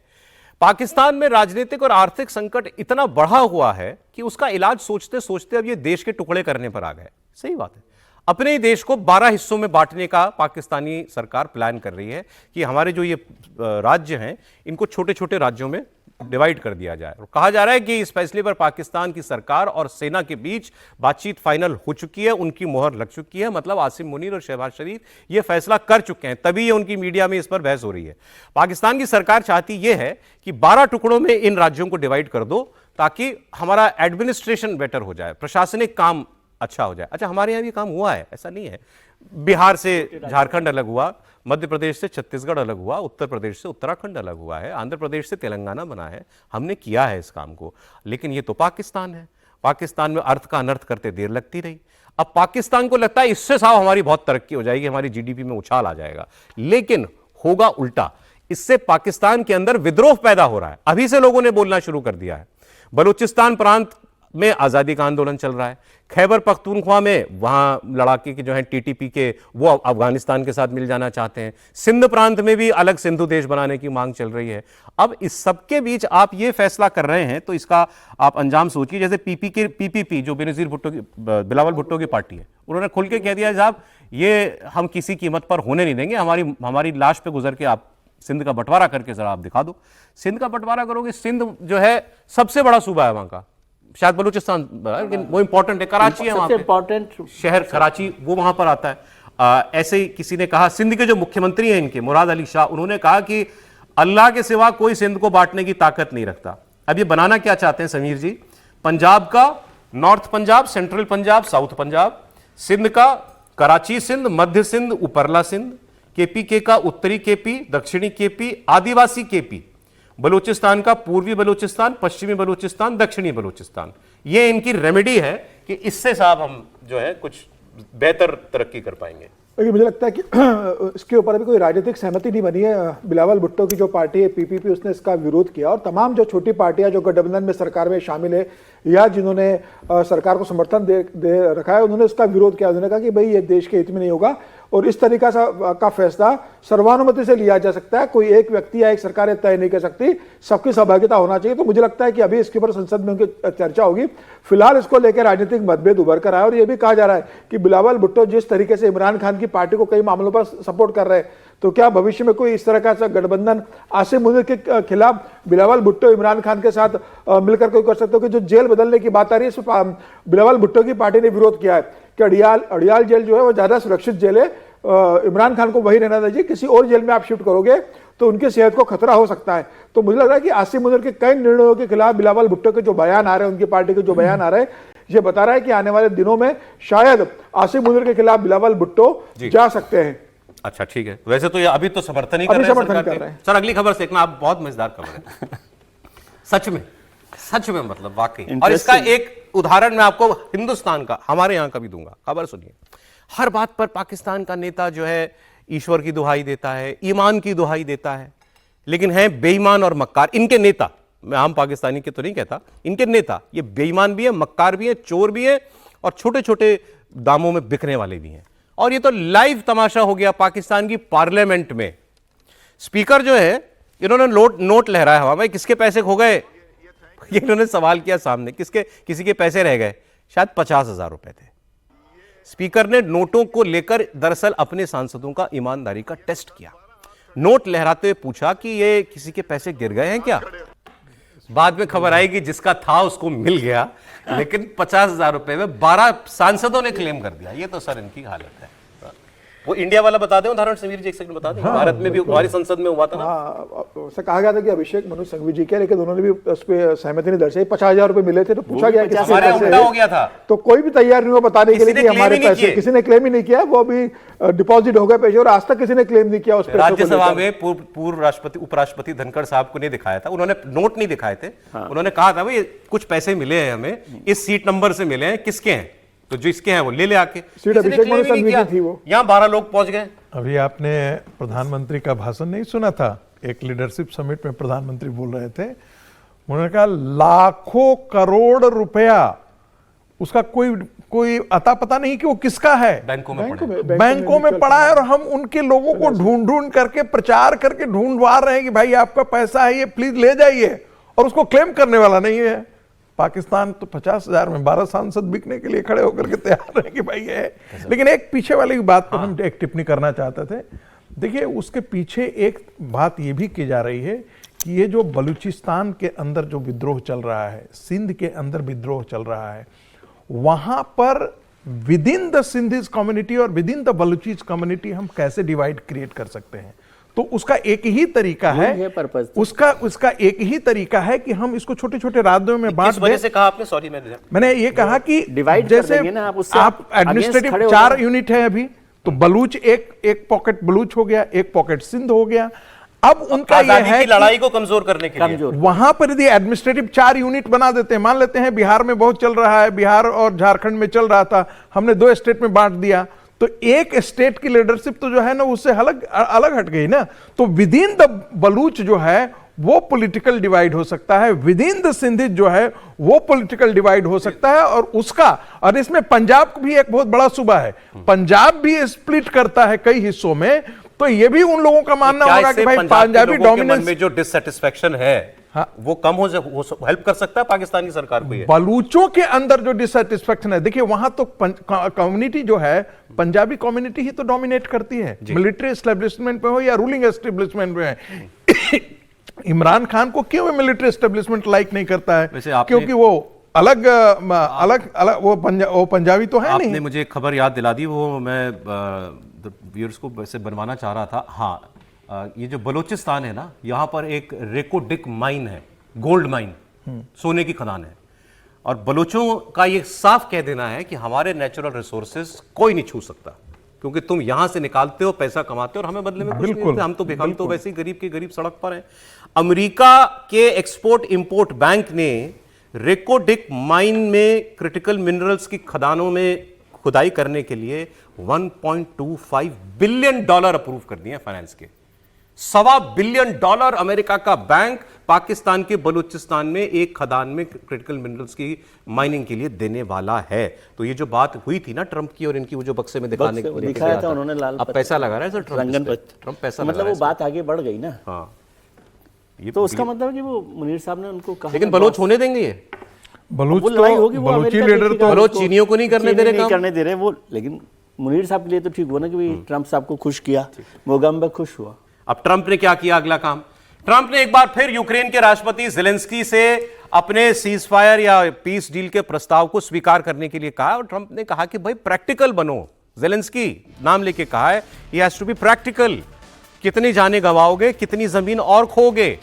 और ट्रंप ने कहा कि यूक्रेन के ज्यादातर लोग चाहते हैं कि मेरा समझौता वो मान लिया जाए। उन्होंने तो नंबर भी दिया शायद 72% के करीब की, इतना 70% से ज्यादा यूक्रेनी लोग चाहते हैं कि जैसे भी हो बस शांति कराओ जी हमारी। और लेकिन ज़ेलेंस्की नहीं करने दे रहा। उन्होंने कहा था कि ज़ेलेंस्की ने तो पढ़ा भी नहीं मेरा जो मसौदा था। फिर ट्रंप ने यह भी कहा कि ज़ेलेंस्की को अब चुनाव कराना चाहिए, बहुत वक्त हो गया है, ज़ेलेंस्की चुनाव भी कराएं और हमारे प्रस्ताव को स्वीकार भी करें। I think he has to be realistic, and I do wonder about, how long is it going to be till they have an election? It's a democracy. It's a long time. They haven't had an election in a long time. It's losing a lot of people. And it's possible that the people, if you look at the polls, I will say 82%, there was a poll that came out, 82% of the people are demanding a settlement be made, Ukrainian people. They want to see a settlement be made. I understand that. They're losing thousands and thousands of people a week. They want to see it ended. मतलब Trump ने declare कर दिया है कि Ukraine में शांति जो है उसके बीच में रोड़ा केवल जेलेंस्की है। कि जेलेंस्की नहीं सीज फायर होने देना चाहते, जेलेंस्की जंग नहीं रुकवाना चाहते हैं, जबकि जेलेंस्की ने क्या कहा है कि मैं अपनी जमीन नहीं दूंगा, आप बाकी बातें कर लीजिए लेकिन मैं जमीन बिल्कुल नहीं दूंगा। और उन्होंने चुनाव पर जेलेंस्की ने स्टेटमेंट जारी किया, बकायदा वीडियो स्टेटमेंट है कि अमेरिका का राष्ट्रपति भी कह रहा है चुनाव करवाओ, मुझसे यूरोप भी कह रहा है चुनाव करवाओ, तो ये दोनों लोग मतलब यूरोप और अमेरिका मिलके शांति की गारंटी दे दें, मैं चुनाव कराने को तैयार हूं, लेकिन ये सुरक्षा जंग के बीच में चुनाव करवाना है तो उस चुनाव की सुरक्षा की गारंटी ये देश दें, मिलकर दें, और ये अगर कर देते हैं तो मैं 60 दिन में इलेक्शन कराने के लिए तैयार हूं। तो मतलब जेलेंस्की भी झुक नहीं रहे। त्रिपाठी जी नहीं, मतलब देखिए झुकने जैसा तो नहीं होना चाहिए, लेकिन जेलेंस्की को भी कोई रास्ता खोजना पड़ेगा। मैं बार बार ये कह रहा हूं, तो मैं ऐसा नहीं हूं कि मैं ये कह रहा हूं कि नहीं पुतिन की हर बात मान लीजिए, ट्रंप के। आप जहां पर खड़े हैं, क्या आपके पास बार्गेन करने के लिए कुछ है? क्या आप ऐसी किसी स्थिति में हैं कि आप जिस जमीन को बचाने की बात कर रहे हैं? क्योंकि ये जो इस तरह के डिस्प्यूट होते हैं, विशेष करके जब यूएसएसआर टूटा और अब रशिया के जो उनके पड़ोसी देशों के साथ जो रिश्ते हैं या जिस तरह की लड़ाई है, उसमें यूक्रेन की लड़ाई तो बड़ी खतरनाक है। वो जिस हिस्से की बात कर रहे हैं वहां पुतिन कहते हैं कि यहां तो सारे के सारे रशियन रहते हैं, ये तो हमारे लोग हैं, हम इनकी लोगों की सुरक्षा करेंगे। अब चूंकि दो देशों के बीच का ऐसा मसला, उसको तीसरा नहीं सॉल्व कर सकता है, लेकिन क्या कोई बीच का रास्ता निकल सकता है? मुझे लगता है उस पर बात करनी चाहिए। स्टेटस को कहां तक जाकर टिक कर सकते हैं उसकी बात करनी चाहिए। और यूक्रेन इतना तबाह हो गया है, तबाह, रशिया भी बर्बाद हुआ, लेकिन यूक्रेन इतना तबाह हो गया है, तो तबाह हो गया है। अच्छा, अब एक बड़ी खबर आई है, ये भी जेलेंस्की ने दी। उन्होंने कहा कि ये जो ट्रंप साहब ने 28 पॉइंट का पीस प्लान दिया था, हमने उसको 20 पॉइंट का कर दिया है, और उस 20 पॉइंट को हमने 3 अलग अलग डॉक्यूमेंट्स में बांट दिया। पहला, शांति का फ्रेमवर्क कैसे बनेगा, दूसरा, हमें लॉन्ग टर्म सुरक्षा गारंटी कैसे मिलेगी, और तीसरा कि युद्ध के बाद की जो आर्थिक रिकवरी है, प्लान है, हमारा देश बनाना पड़ेगा दोबारा, वो कैसे होगा। लेकिन एक इंपॉर्टेंट बात यह है कि ये जो नॉर्थ कोरिया और साउथ कोरिया के बीच जिस तरीके की बीच में लकीर खिंची हुई है ना, उसको डीमिलिटराइज जोन कहा जाता है, DMZ। ऐसा यहां भी रूस और यूक्रेन के बीच में जहां भी सीज फायर होगा वहां बनाने की बात, एक डीमिलिटराइज जोन बनाने की बात की जा रही है। फिर उसके पीछे एक बहुत बड़ा बफर जोन होगा जिसमें कोई, दोनों तरफ, जिसमें कोई भारी हथियार नहीं लगा सकता, दोनों ही देश भारी हथियार नहीं लगाएंगे। और जो सीमाएं हैं, जो इलाके, कुछ इलाका रूस का, छोटे छोटे इलाके, वो यूक्रेन की सेना ने कैप्चर कर लिए, और 25% हिस्सा यूक्रेन का अब रूसी सेना के कब्जे में है। ये कहा गया है कि इस पर हम बाद में बात करेंगे, मतलब ये टेरिटरी सरेंडर नहीं होगी, लेकिन हम बाद में इस पर बात करेंगे। और ये कोरियन स्टाइल का कोरियन स्टाइल मॉडल जो है बनाने की तैयारी की जा रही है। इसमें एक फिक्स लाइन ऑफ सेपरेशन होगा। ज़ैपोरिज़िया न्यूक्लियर पावर प्लांट, इसको लेके बड़ा झगड़ा है। ये फिलहाल रूस के पास है, लेकिन जो प्लान जेलेंस्की बनवाना चाहते हैं वो ये चाहते हैं कि ये ना रूस के पास रहे ना मेरे पास रहे, इसको अमेरिका चलाए, उस फैसिलिटी को, न्यूक्लियर प्लांट को अमेरिका चलाए। उसके बाद 2027 तक समीर जी यूक्रेन को यूरोपियन यूनियन की मेंबरशिप मिले, और उसके बाद अमेरिका नेटो जैसी सुरक्षा गारंटी हमको दे और उसको अपनी संसद से पारित करवाए, ताकि बाद में ट्रंप जैसा कोई आदमी आए तो मुकर ना पाए। अमेरिका की पार्लियामेंट जो है उसकी मुझे गारंटी दे। तीसरा, सेना को 6 लाख से 8 लाख करने की बात पर जेलेंस्की राजी हो गए कि मैं इतना तक तो अपनी सेना कर सकता हूं। पुतिन तो चाहते हैं कि बहुत छोटी सेना कर दी जाए, और इसके अलावा वो चाहते हैं कि $400 बिलियन कमिट किए जाएं यूक्रेन का दोबारा से, यूक्रेन को दोबारा खड़ा करने के लिए। देखिए, जो उन्होंने 28 पॉइंट इसको 20 पॉइंट में कन्वर्ट कर दिया, बेसिकली ये जेलेंस्की की शर्त है। तो जेलेंस्की की जो शर्त है, बेसिकली ये किसने बनाई, ड्राफ्ट किया, अभी फ्रांस, ब्रिटेन और ये सब बैठे थे, उसके बीच चर्चा हुई है, उसके बाद ये ड्राफ्ट तैयार किया गया। मुझे लग रहा है इसमें से 80% बातें हैं जो रूस नहीं मानेगा। रूस कभी नहीं मानेगा कि भाई दोनों के बीच में एक लाइन खींच दी जाए जहां कोई नहीं रहेगा। रूस कभी इस बात के लिए तैयार नहीं होगा कि भाई ये संयंत्र है वो अमेरिका चलाएगा, जिस पर रूस का कब्जा है फिलहाल, कि अमेरिका वहां पर इतने करीब आ जाए। कई बातें ऐसे जिससे रूस तैयार नहीं होगा, और मुझे लग रहा है कि ये फिलहाल स्वीकार नहीं होगा, और ट्रंप साहब भी इसको स्वीकार नहीं करेंगे। ट्रंप तो कहेंगे जो मैंने 28 सूत्री दिया है आप उसे स्वीकार कर लो। फिलहाल जेलेंस्की के प्रति इस पर बात नहीं बनेगी, मुझे लगता है इस पर बिल्कुल बात नहीं। एक खबर मैं आज जरूर आपके सामने शेयर करना चाह रहा था, चाइना की खबर है, इसको सुनिए आप।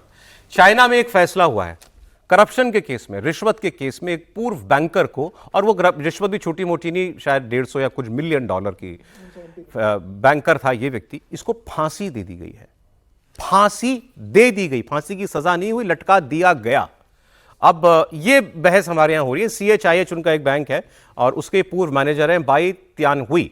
155 मिलियन डॉलर से ज्यादा की रिश्वत के मामले में इनको दोषी पाया गया था और 2024 ने इनको कोर्ट ने इनको पिछले साल मृत्यु दंड की सजा सुनाई थी और कल मंगलवार को, परसों मतलब मंगलवार को इनको फांसी दे दी गई है। ये बात मैं आपसे क्यों कहना चाह रहा था, गलत या सही, चाइना में करप्शन पर भी फांसी होती है।